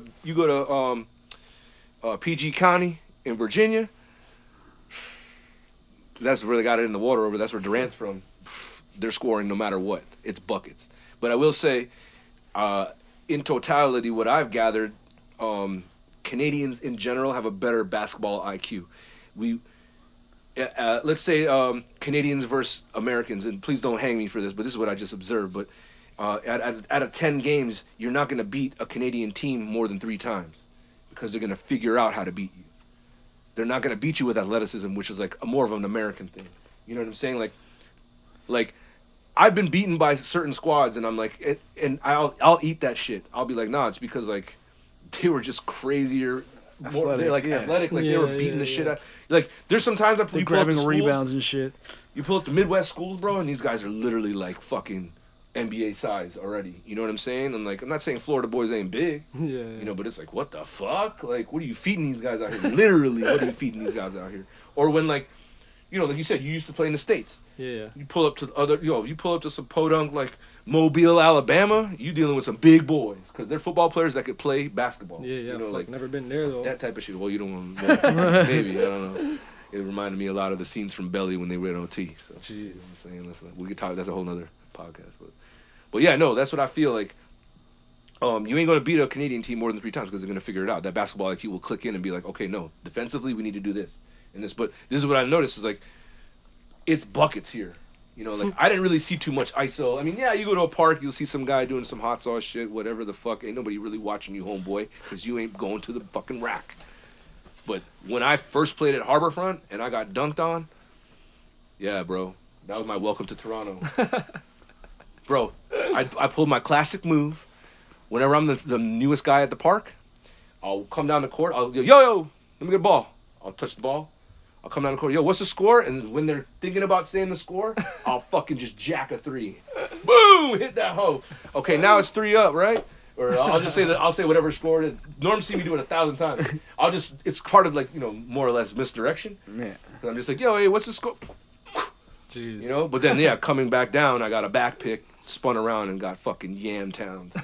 And shout out to whoever that was. If you know John the Barber, please just hit me up because I just, you know, it would make this podcast a little easier. You know what I'm saying? But he said, welcome to Toronto. Say a word. And I said, okay, fuck, boy, you should have had a beef patty with that because that would have been a better welcome. Yeah. But yeah, no. You ever been dunked on? No. Never. Never.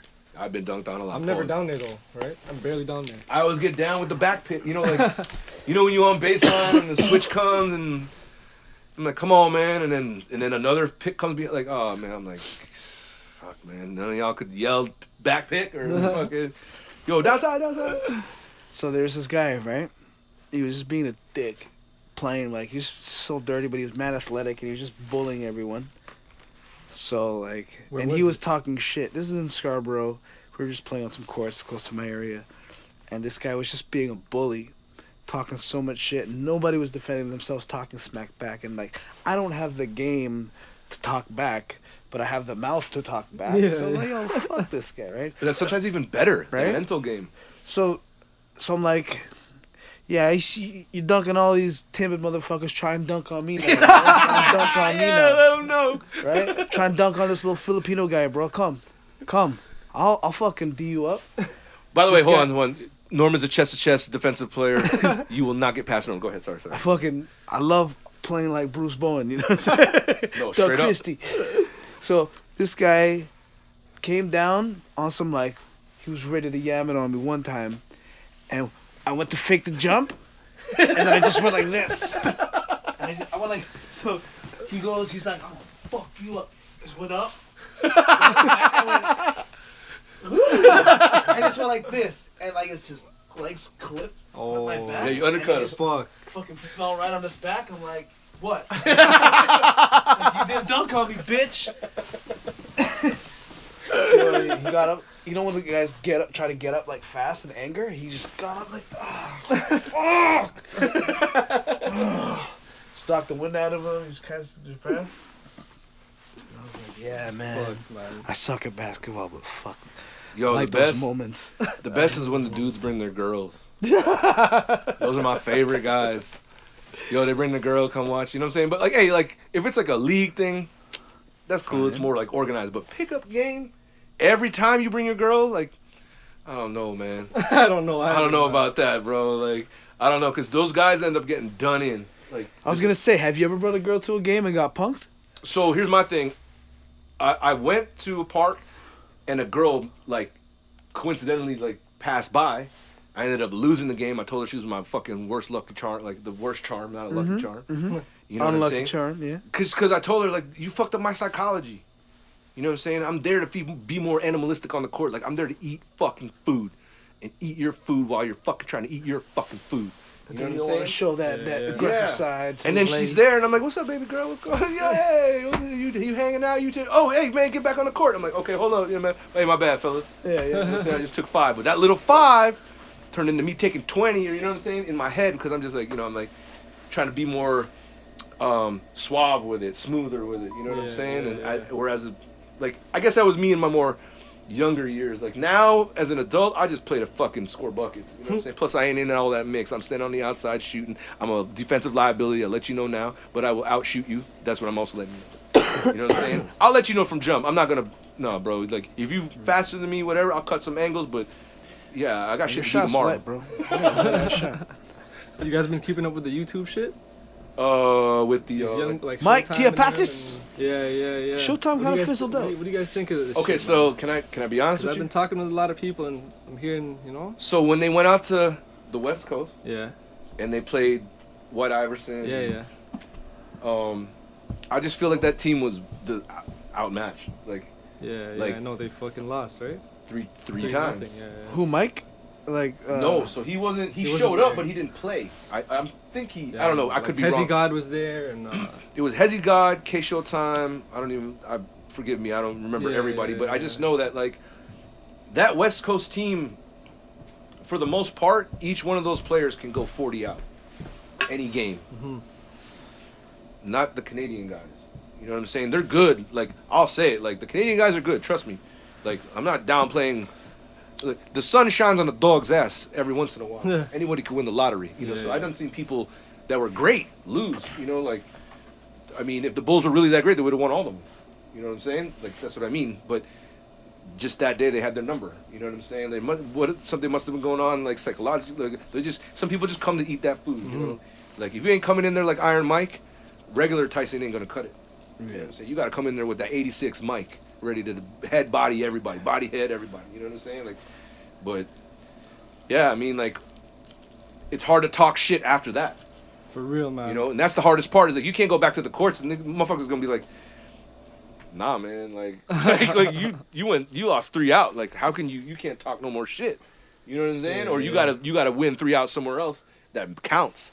y'all ever put money on a game and win or lose? Yo, okay, fuck. So I'm waiting for this. Okay, yeah, no, I so- love hearing fuck, I fucking. gotta say this. Yeah. now. Ah, I gotta say sick. this now. Yes, Fuck, pull that I don't- mic I close. don't I want to say hear. this. I want to hear. I I want to don't hear. want say to it? tell anybody, bro. okay, No, well but then, let it be Yo, I known. lost against Moroccan Mamba, man. You know who Moroccan Mamba okay, is? yeah, no, yeah. Well, I mean, Played 1-on-1 for, you know, fuck. you don't have to say for I an wanna X say amount. Yeah. For an X amount, but can I hear the score? What was the score?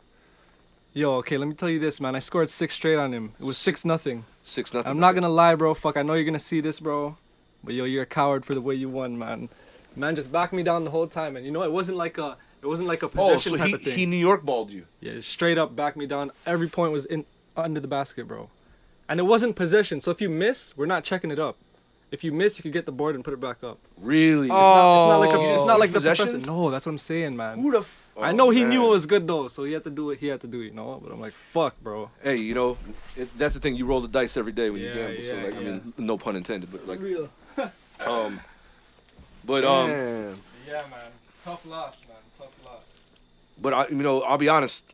I've never personally bet on a game, but I bet on my business partner, my brother, longtime Jeff. Jeff.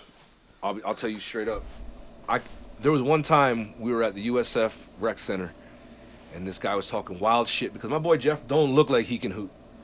Like he looks athletic, but he don't look like he's about to fucking Super like unassuming. Steve ballers. Kerr. Yeah, You know what I'm yeah. saying? Type guy. Mind you, he won mad state championships with Gulliver Prep for soccer. He's got rings, like with Iglesias' kids, and shout out DJ and Tice. You know what I'm saying? They all won. Shout out. Long story long. Anyways, I literally met him on at USF Rec Center. You know, like he was the one white boy, mind you, he's white Jewish kid from Miami. But there's a commonality with white Jewish kids in Miami, even in New York. Like the basketball culture is real within that culture. Yo, even And- the Jewish schools out here, seriously. they're- A bunch of Adam Sandlers, you know. Yo, no, real talk. Nice spacers. Yeah, You know the game really well. Call their picks. You know, like they just know how to get space to shoot. And anyway, so we're there, and he was the only white boy that would get picked up. You know, Word. you need a game opener shot, you need a game middle shot, and then closer. He's the one. He doesn't mind having the ball last call, whatever. But I remember one guy talking wild shit. And he's like, "Yo, you wouldn't be making that shit if you know what I'm saying? Like if you wasn't white." And then he was like, so Jeff was like, "Wait, so you telling me if I was black?" I wouldn't make, like, what are you trying to say? Like, so I came on the court, I was like, well, we could shut all this bullshit up right now. I'll throw quarters onto the court. I guarantee you he makes it from every point of the quarter. And they're like, okay, yeah, Muhammad's like, okay, so you wanna go 1,000 a quarter? Jeez. Mind you, these boys ain't fucking with me. You know what I'm saying? I was a young gun, bro. I had that fucking weight on me, bro, and the money too. So like, I was just talking wild shit because I could, and I was just a bully with it. So I was like, yo, $1,000 a shot. No, man, hey, man, we didn't got that money. I'm like, when you just got your fucking assistance check, motherfucker, go cash that shit in. $100 a shot. So boom, literally 10 quarters all over the court. My man hit every shot. Crazy. Bro, we went to fucking Sizzler. You all got Sizzler out here? No, oh shit, we went to Sizzler. We went to Sizzler. Yo, speaking of white boys though, yo, you guys see Kyle Guy, bro? On Who's Miami that? Heat? Kyle Guy is his Kyle Guy, 10-day contract. Man dropped like 17 points, I think. Yo, everybody's getting these 10s. Yo, what the fuck? This guy came out of nowhere, bro. Because everybody's what, like the vid kind of. Yeah, oh man. man. You know, they're short They players. got caught so on video. Up. Yeah. They got caught on that video. No? Kyle, what's his name? Kyle Guy. Man. Kyle Guy. G-U-Y? G-U-Y, yeah. Oh wow. Sick jersey. I know. I'm about real, to say. for real. Guy. Yo, John, I want to hear the Khaled stories, bro. And yo, you see Gunplay cut his hair, fam? Gunplay cut his hair? No Gunplay more cut his wigs. hair, bro. You guys didn't see that? Nope. Bro, No more the wigs. man has a low boy. taper. I gotta see this. Okay. Gunplay, bro. Hey, that wait. guy is a class. I remember, it's I'm sure he can laugh about it now, but it's the situation where he went to prison for, where it's a robbery, and the video of it is only funny because you can clearly tell it's Gunplay just because of the dreads. He has a mask on and everything. When you're looking at that, you're like, that's Gunplay 100%. I think it was his accountant or something like that. He ran up on and like, and it's just like he has like a pantyhose over his face, but his dreads is up at the top, and you know right away. You're like, yo, that Because he had clearly like, Gunplay. what we call them wicks when you don't get twists, retwists. You know what I'm saying? When your new grow comes in, and you don't really get the new twist, you kind of it just it mats up, and then those will be your wicks. So yeah, no, it'll be weird to like see him not like with the wicks if he has a low boy cut. But I mean, that's North Miami shit, man. It's really anywhere, but in Florida. But like, Gunplay's the truth, bro. So I will say he's. You seen him around, Dave, back home? Oh, bro, no, I fuck with Gunplay the hard, like him, Torch. I don't know if y'all remember Torch. When MMG was on its height, That's right, I had it up here.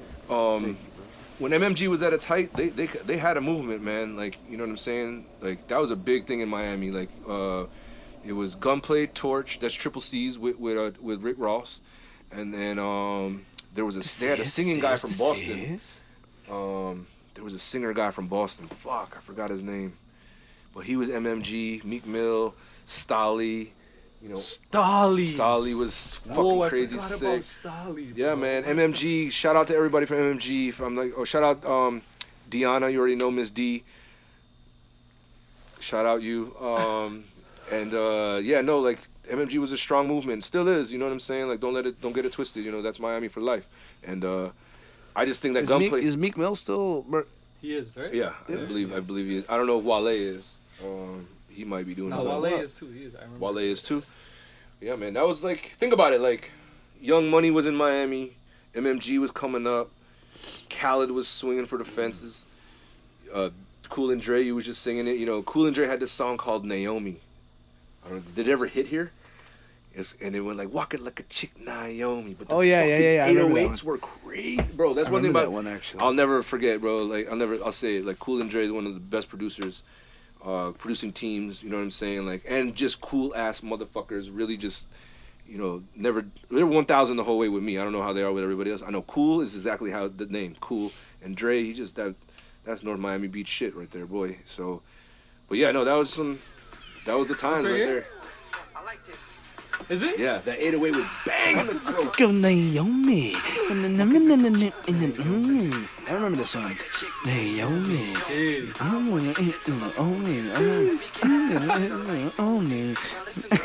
So mind you, that BPM during that time was like, that steady, that was the head bob right there, boom. And mind you, like, BMF was slowly moving into the city, and shout out to Meech, you know what I'm saying? You get out soon, bro. You already know, big bro. Yeah, that was a different time, bro. Like BMF. Did you get a Christmas gift from him this year? I did get a Christmas gift from BMF. Yo, did you watch BMF? You watched it? I did, and honestly, every time I watched it, it just felt like I was just watching old stories, bro. You know what I'm saying? Like that's a real thing, bro. Left like, side, left way. Yeah. Yeah, no, like I can attest to like, you know, $70,000 cars and up being parked all up and down Washington, you know, save spots for, like, mind you, on a Memorial Day weekend, you ain't parking there unless you save spots, you know what I'm saying? But these BMF guys would, you know, they'd have the spots saved up, and then they'd pull the cones out and they'd park up, and they'd park their cars, and while they're in the club, the mobile detailing would come and wash their cars, so they'd be pretty much blocking off Washington Ave, you know what I'm saying? Just, mind you, their cars are sparkling when they pull up, but that's how, like, specific and detailed their movements were. They would wash the cars and everything. We'd be in the club cameo, DJ and Tice spinning, you know, meet you, come to the fucking booth, you know, be like, yo, I got this artist named Blue Da Vinci. I got another artist named, Thug Motivation 101. Jeezy, Jesus Christ, I just went blank. And he'd come, and then, you know, like, I'm not speaking one word of a lie, bro. They would come, drop like 250 grand at the table and be like, okay, play this record, play Thug Motivation 101. The whole night, and they'd play it like till maybe like 3. Mind you, like no one's getting to the clubs till 3 in the morning anyways. Like we don't really go out to the clubs till like, you know, we don't get ready for the club till like maybe 2 in the morning, 1 in the morning. You know, like you trap till then, and then you go to the clubs and you trap in the club, get out and trap more when you get out. You know what I'm saying? So we was in there, they're playing thing, and then they go to each bar, do the same thing, be like, okay, 300 grand here, 300 grand there, whatever, but buy the bar out. So if you were in a party. When BMF was there during that era, you didn't spend shit, and you would go to the bar. You don't gotta get no regular. If you asked for a Hennessy, they would give you the bottle. If you asked for a champagne, they wouldn't give you no glass. They would give you the bottle. You know what I'm saying? That's how it was partying with BMF. Like, and you would never know when they'd show up because they would just show up. You know what I'm saying? So like, I'm not saying that's where like Khaled kind of learned. How to play his records in the clubs, or like really just get the spins, BDS spins on radio, but you know, like it was a very New York style of doing it, because like I seen it in New York where like they would play fucking Prodigy albums back to back, and like people would know all the lyrics, and I'm like, oh shit, this is how they do it out here, you know what I'm saying? Or they just play the same song over and over and over, like Monarch programming of sorts, like. But like, yeah, that's what like Khaled would do with his tunes. Like when Ross first got signed, bro, he played Hustlin' on the radio. I know he took the fines, but he played Hustle on the radio for like hours, like what Funk Flex would do on Hot 97, but he did it on 99 Jams. Shout out to 99 Jams, WEDR, best for the R&B and hip hop in South Florida, you know what I'm saying? And he did it there.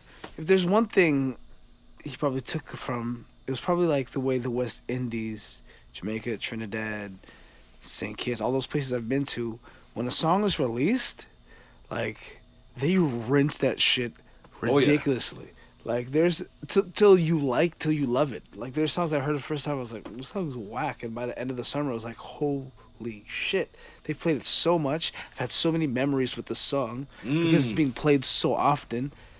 It connects to every single memory. The attached things to the song, which is why I like it now, you know. Like that Like a Boss song by Masha Montano. Yeah. I'm like, every day it's fat I come out, fat I bet I fat more than general, you. Bro. You know? That's very... I hear that, I'm like, why do I like this so much? I'm like, because it's attached to so many great, fond memories while in Trinidad. And I'm like, oh. So I get it. And they were playing it so often. So I can't imagine, like, how Miami felt when you got this fucking... Well, we would the hear, return of a big... You know? Over and over, or like fucking. I'm so hood. Shout out T-Pain, my brother for life. Shout out T-Pain. You know what I'm saying? But yo, like the winner of The Masked Singer. Yeah, winner of That's crazy. Yeah, That's so good. So let me give a big tidbit thing about so T-Pain from Tallahassee, Florida. I lived in Tallahassee for a little bit. Man, that guy's the mayor there. He gives back to the city. He has a key to the city.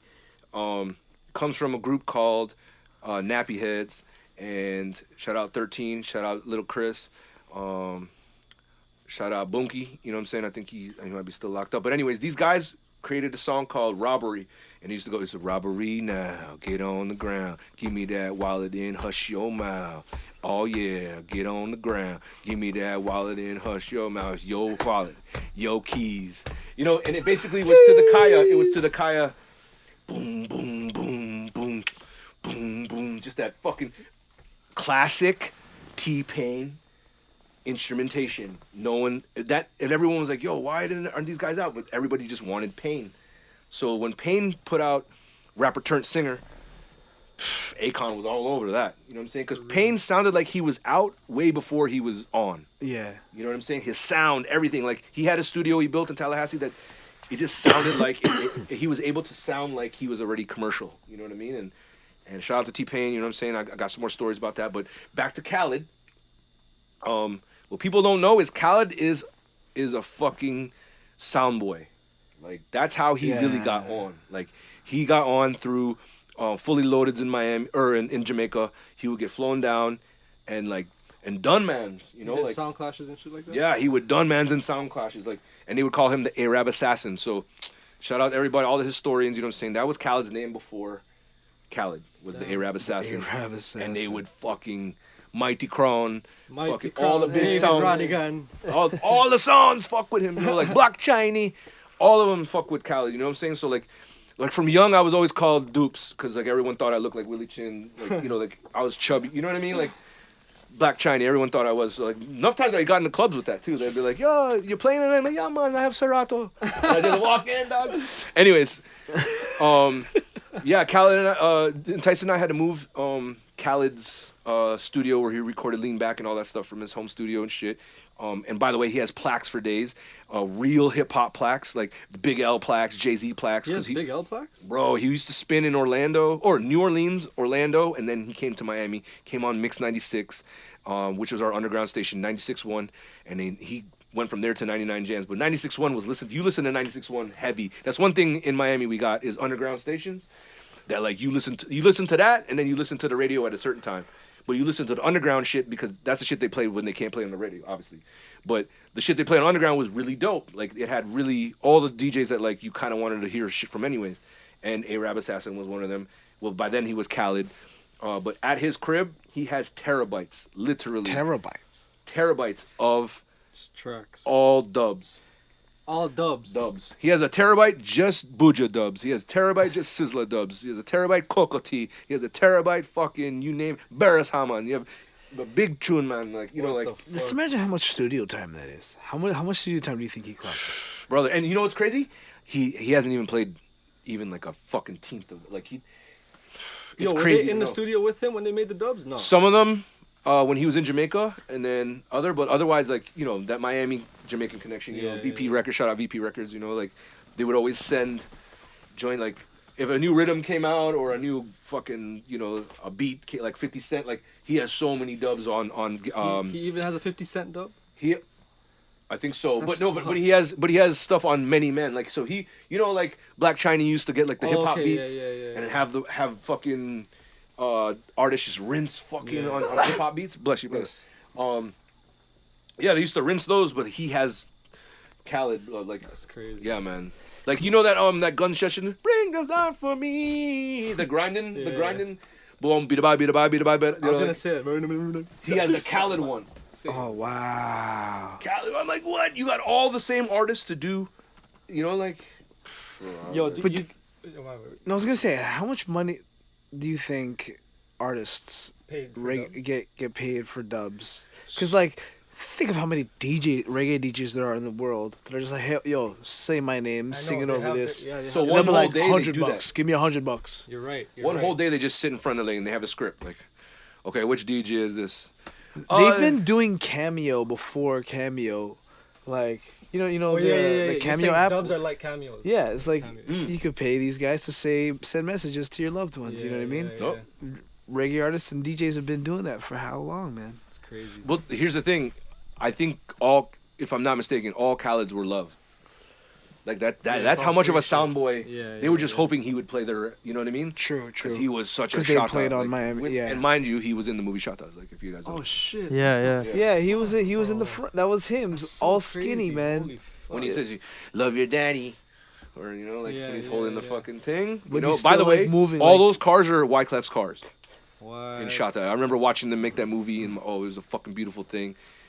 It was crazy because they actually used Miami. You know what I'm saying? Yeah. And Clef would just take his joints off of the. By the way, Clef has a crazy collection. Don't let anybody fool you, but he would just take them off the fucking trailer. Be like, oh, you need a 2-door 600? Yeah, we have one in this. Holy. Pull it down, fuck, Lambos. Like, shit was stupid, bro. Yo, back to T-Pain real quick. You know he signed a Toronto artist? Who? And she's an Asian girl? Who? I forgot her name, bro. I sound like a fucking. hoping you guys would know. I sound like an owl right now, man. But, yo, he signed a Toronto artist. Asian girl from Markham. Oh yeah. Let's I see think here. she's Chinese or Vietnamese. I was about to ask what nationality. And she's like, she sings and shit. Not that matters, but if she was Filipino, I would have been like, yeah, of course. I'm just kidding with you. I know, I'm serious though. Couldn't find her. I was trying to find her. I thought you guys would have known. Nah, I didn't know about that, but I'll be honest, like, Payne's always got his ear, man, to the street. Yeah, He's got good guys around him that just, you know, they know. You know, they just know. But, yo, that was some of the illest times in the world, being around Payne in the camp and Nappy Boy Records. Nappy Boy!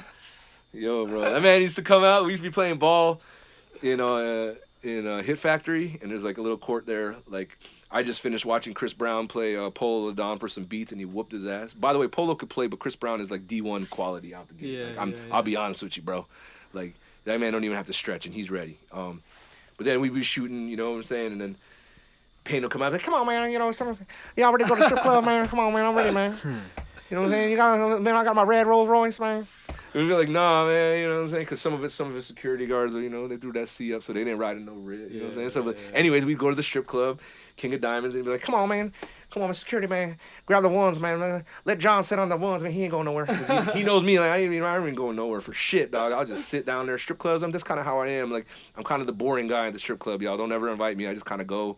And, like, I tip, but you know what I'm saying? I tip out of, like, my hourly stipend. You know what I'm saying? Like I just got to tip because I just know the culture. You know, like, we don't grow up in it.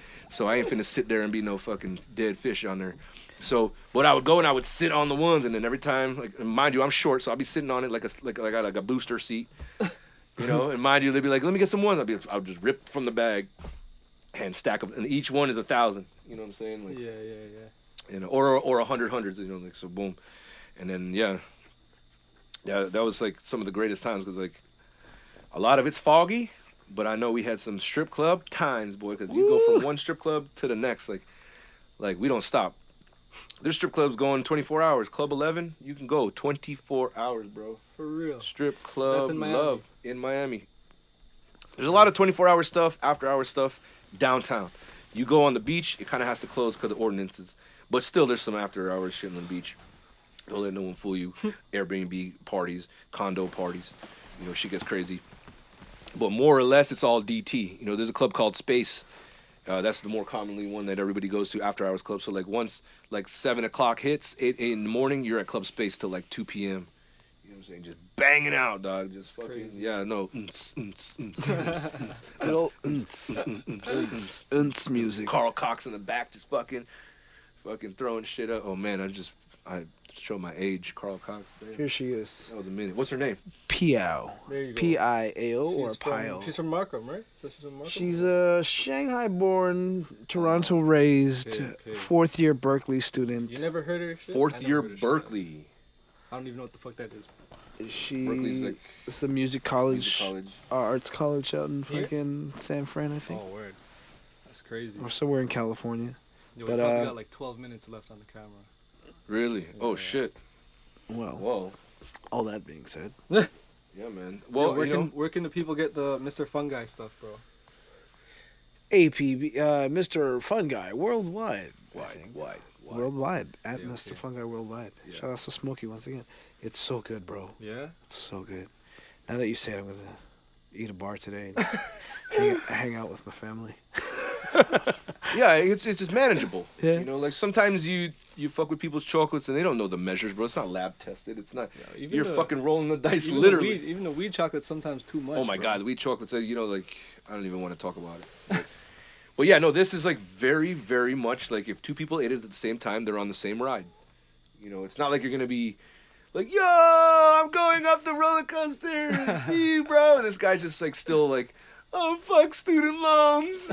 I should go to church with my moms. Oh my God. No, bro, you're on the same ride, laughing your fucking heads off. and really there's no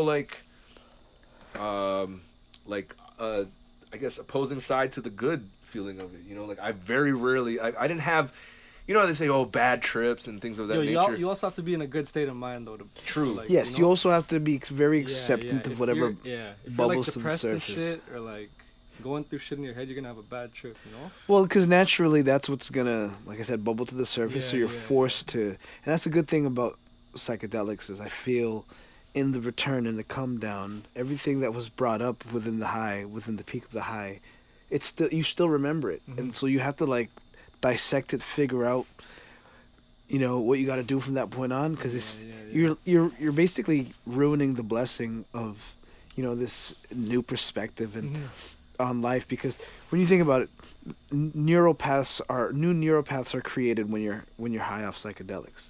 So pretty much you're creating new paths in your brain to new conclusions, and it's just like creating those new connections in your brain. Like for me, I didn't know if I could quit weed, and I didn't really have that neural path in my head that led to that Quitting. end result. But the thought of it mixed with the psychedelics created that neural path. So now I feel confident at any point in time I want to quit, I can just quit. Word. And it's like this idea of control now is so much more heightened just because I've been able to see it through those Perception. trips. Do know you what I think mean? hypnotists like say close your eyes and then slam psilocybin in you and then and then be like, okay, this past week you've been stressed. Oh my God, I've been stressed. You know, you're fighting with your girlfriend. Oh my God, her parents hate me. You know what I'm saying? And then boom, the psilocybin kicks in and you're like, but you're gonna be okay. You're right, I'm gonna be okay. I'm gonna be good. You're gonna quit drinking. I fucking don't want to drink. You know, like, oh shit. They say No, because it's like self-hypnotism almost. Yeah, like, Yeah, you know, pretty like, much. kinda- You guys tried fucking LSD? oh, I love it. I've in my younger so like college years I did like DMT, LSD. You tried DMT? Yeah. Say a word. Yeah, I was a god for 8 minutes. I'm a god now, you know what I'm saying? But no, like for sure I was LSD's so good. It's so good. It's shrooms without the internal issues. Yeah. And it's a bit more intense, but I just did it recently, and I fucking took a tab, knocked out. Like, Knocked out? Yeah, I took a tab and just I knocked out because I wasn't high off it yet. But then out of nowhere, an hour later, I just fucking Undertaker rose off the couch and just started dying watching Everybody Loves Raymond for like 4 hours. Holy Yo, underrated show. No, great writing. Great writing. It's Seinfeld if he got married and had kids. Great writing. It's so good. I And like it's the so brother. cheesy. I And like the brother that's like this. He talks like a fucking Raymond. What are you talking about, Raymond? I'm a police officer. Raymond. You're talking about, you know what, for 2021 I tried it too. I didn't want to say, just in case, like, I want to be a pilot or something, you know? Because you hear about that? You can't be a pilot if you If you ever tried Los Santos driving. really, Really? really. You mean So wait? I'm- So I'm are you just really saying- pursuing being a pilot? No, I'm just saying, just in case I wanted to or something, you know? That's sick though. I would. Encourage I've been that. reading on shit, but I would encourage that, brother. I'm just saying, like, Okay, I sorry. don't want to say that I do it in case they Oh see. yeah. So Well, I'm gonna No, call it Los Santos allegedly. driving. yeah. Allegedly, I tried it this month. I mean, this year, 2020. if you had tried it, you would assume that. Yeah. Yeah, Well, it if would you have- it did, was sick. It was sick though, cause I was, when we were on the bikes, I was on it that one time. Even when I had the camera and shit. And that day, bro, I biked for like 9 hours straight. Yo, you had an aura to you, Yeah, bro. man, it was different. Holy shit. It was different. And the bro. sunglasses you were wearing brought the Scott Yeah, you're Steiner. right, bro. It's sick though, man. It's so sick, good. man. It's so good because It's fucking. you know I understood why the Beatles and Jimi Hendrix and all these guys were able to come to whatever musical conclusions they came to, because it just opens up an understanding to so many things in life Yeah, for sure. that you don't take It's- into consideration when you're just living day to day. Like even something as small as like I love when on shrooms or on any psychedelics, Mhm. I literally talk to trees, bro. Word. I'll be talking, in my mind to the trees. Once in a while I'll actually vocalize it. But for the most part, as I'm like looking, I'm literally thanking them like, yo, You're gonna be here. You were here before me. You're gonna be here after I'm gone. I'm gonna go back into your soil. You're gonna fucking grow more and breathe me out into the world so that the rest of my fucking family and the rest of the other generations can breathe oxygen. And I just have these moments when I'm just so high. I'm like, thank you, plants. You guys are amazing. And when they're swaying back and forth, I almost feel like they're communicating to me too. And They are. You know what I mean? As the wind blows, Yeah, yeah. and, bro, it's all kinetic, bro. And there's a certain level of appreciation and humble meekness that you assume when you're looking at this world in that lens, because it's like, yo, there's just so much more to it than what we just see. man. Infinite. 100%. And you're just Infinite. Isn't it crazy? I how am the trees- so little. I am Yeah, nothing. man. I know nothing. I know nothing. There's so much more. What So the who bleep am do I I know? to be angry or to Yeah, be yeah, sad when there's just so much possibilities? That's another thing. I was gonna say know? it's not meant for like it's not meant to get high. Or, Mm. like, it's not a recreational drug. It's like it's to help you see Awaken. other things. You know? Yes, man. it's an awakening, Yeah, right? yeah. Yo, it's crazy with the trees though. How it's shaped like our lungs, Yeah, right? right. Upside down. Like when you see And we bun tree, dog. It's beautiful, man. The brain is shaped as a You walnut. try, yeah. Yeah. You tried DMT too or not? No, I'm gonna try that shit when I'm like 40, bro. So here's the thing. I did it with a Seminole on the res, and I wanted to do it because I was like, oh, let me try it, and he was just like, no, you're not ready because Oh. I had done some. Yeah, I don't think I'm ready either. I had done some like things, I had skipped time, man. So I came back into town, and then he was like, no. So it took me 5 months. I had to Word. meditate. I had to literally like take stuff out of my diet, like because it's literally an aligning of sorts. Like, Yeah, and he, yeah. And he literally was like, okay, you're ready. Yeah, I have a cousin that fasts before he takes shrooms. He fasts. He fasts for like 16 hours before he eats it, so he feels it Holy more. Dunskies. That's it for the camera, right? Okay. Oh shit. Well, it's really done. It's all good. Thank y'all for tuning in to HisBrother Podcast. Let's do some fucking LSD. It's been one of the realest. No, but on some really, before we close out, I mean, at least we have the vocals for this. I'm glad we can speak about stuff like this because there are some people like if Norm would have started talking about what he's explaining, and how he felt. Some people would be like, they can't even like fathom feeling that way or entering that arena of thought where it's like, it almost seems they're disgusted. Whereas like we're like, more. Yes.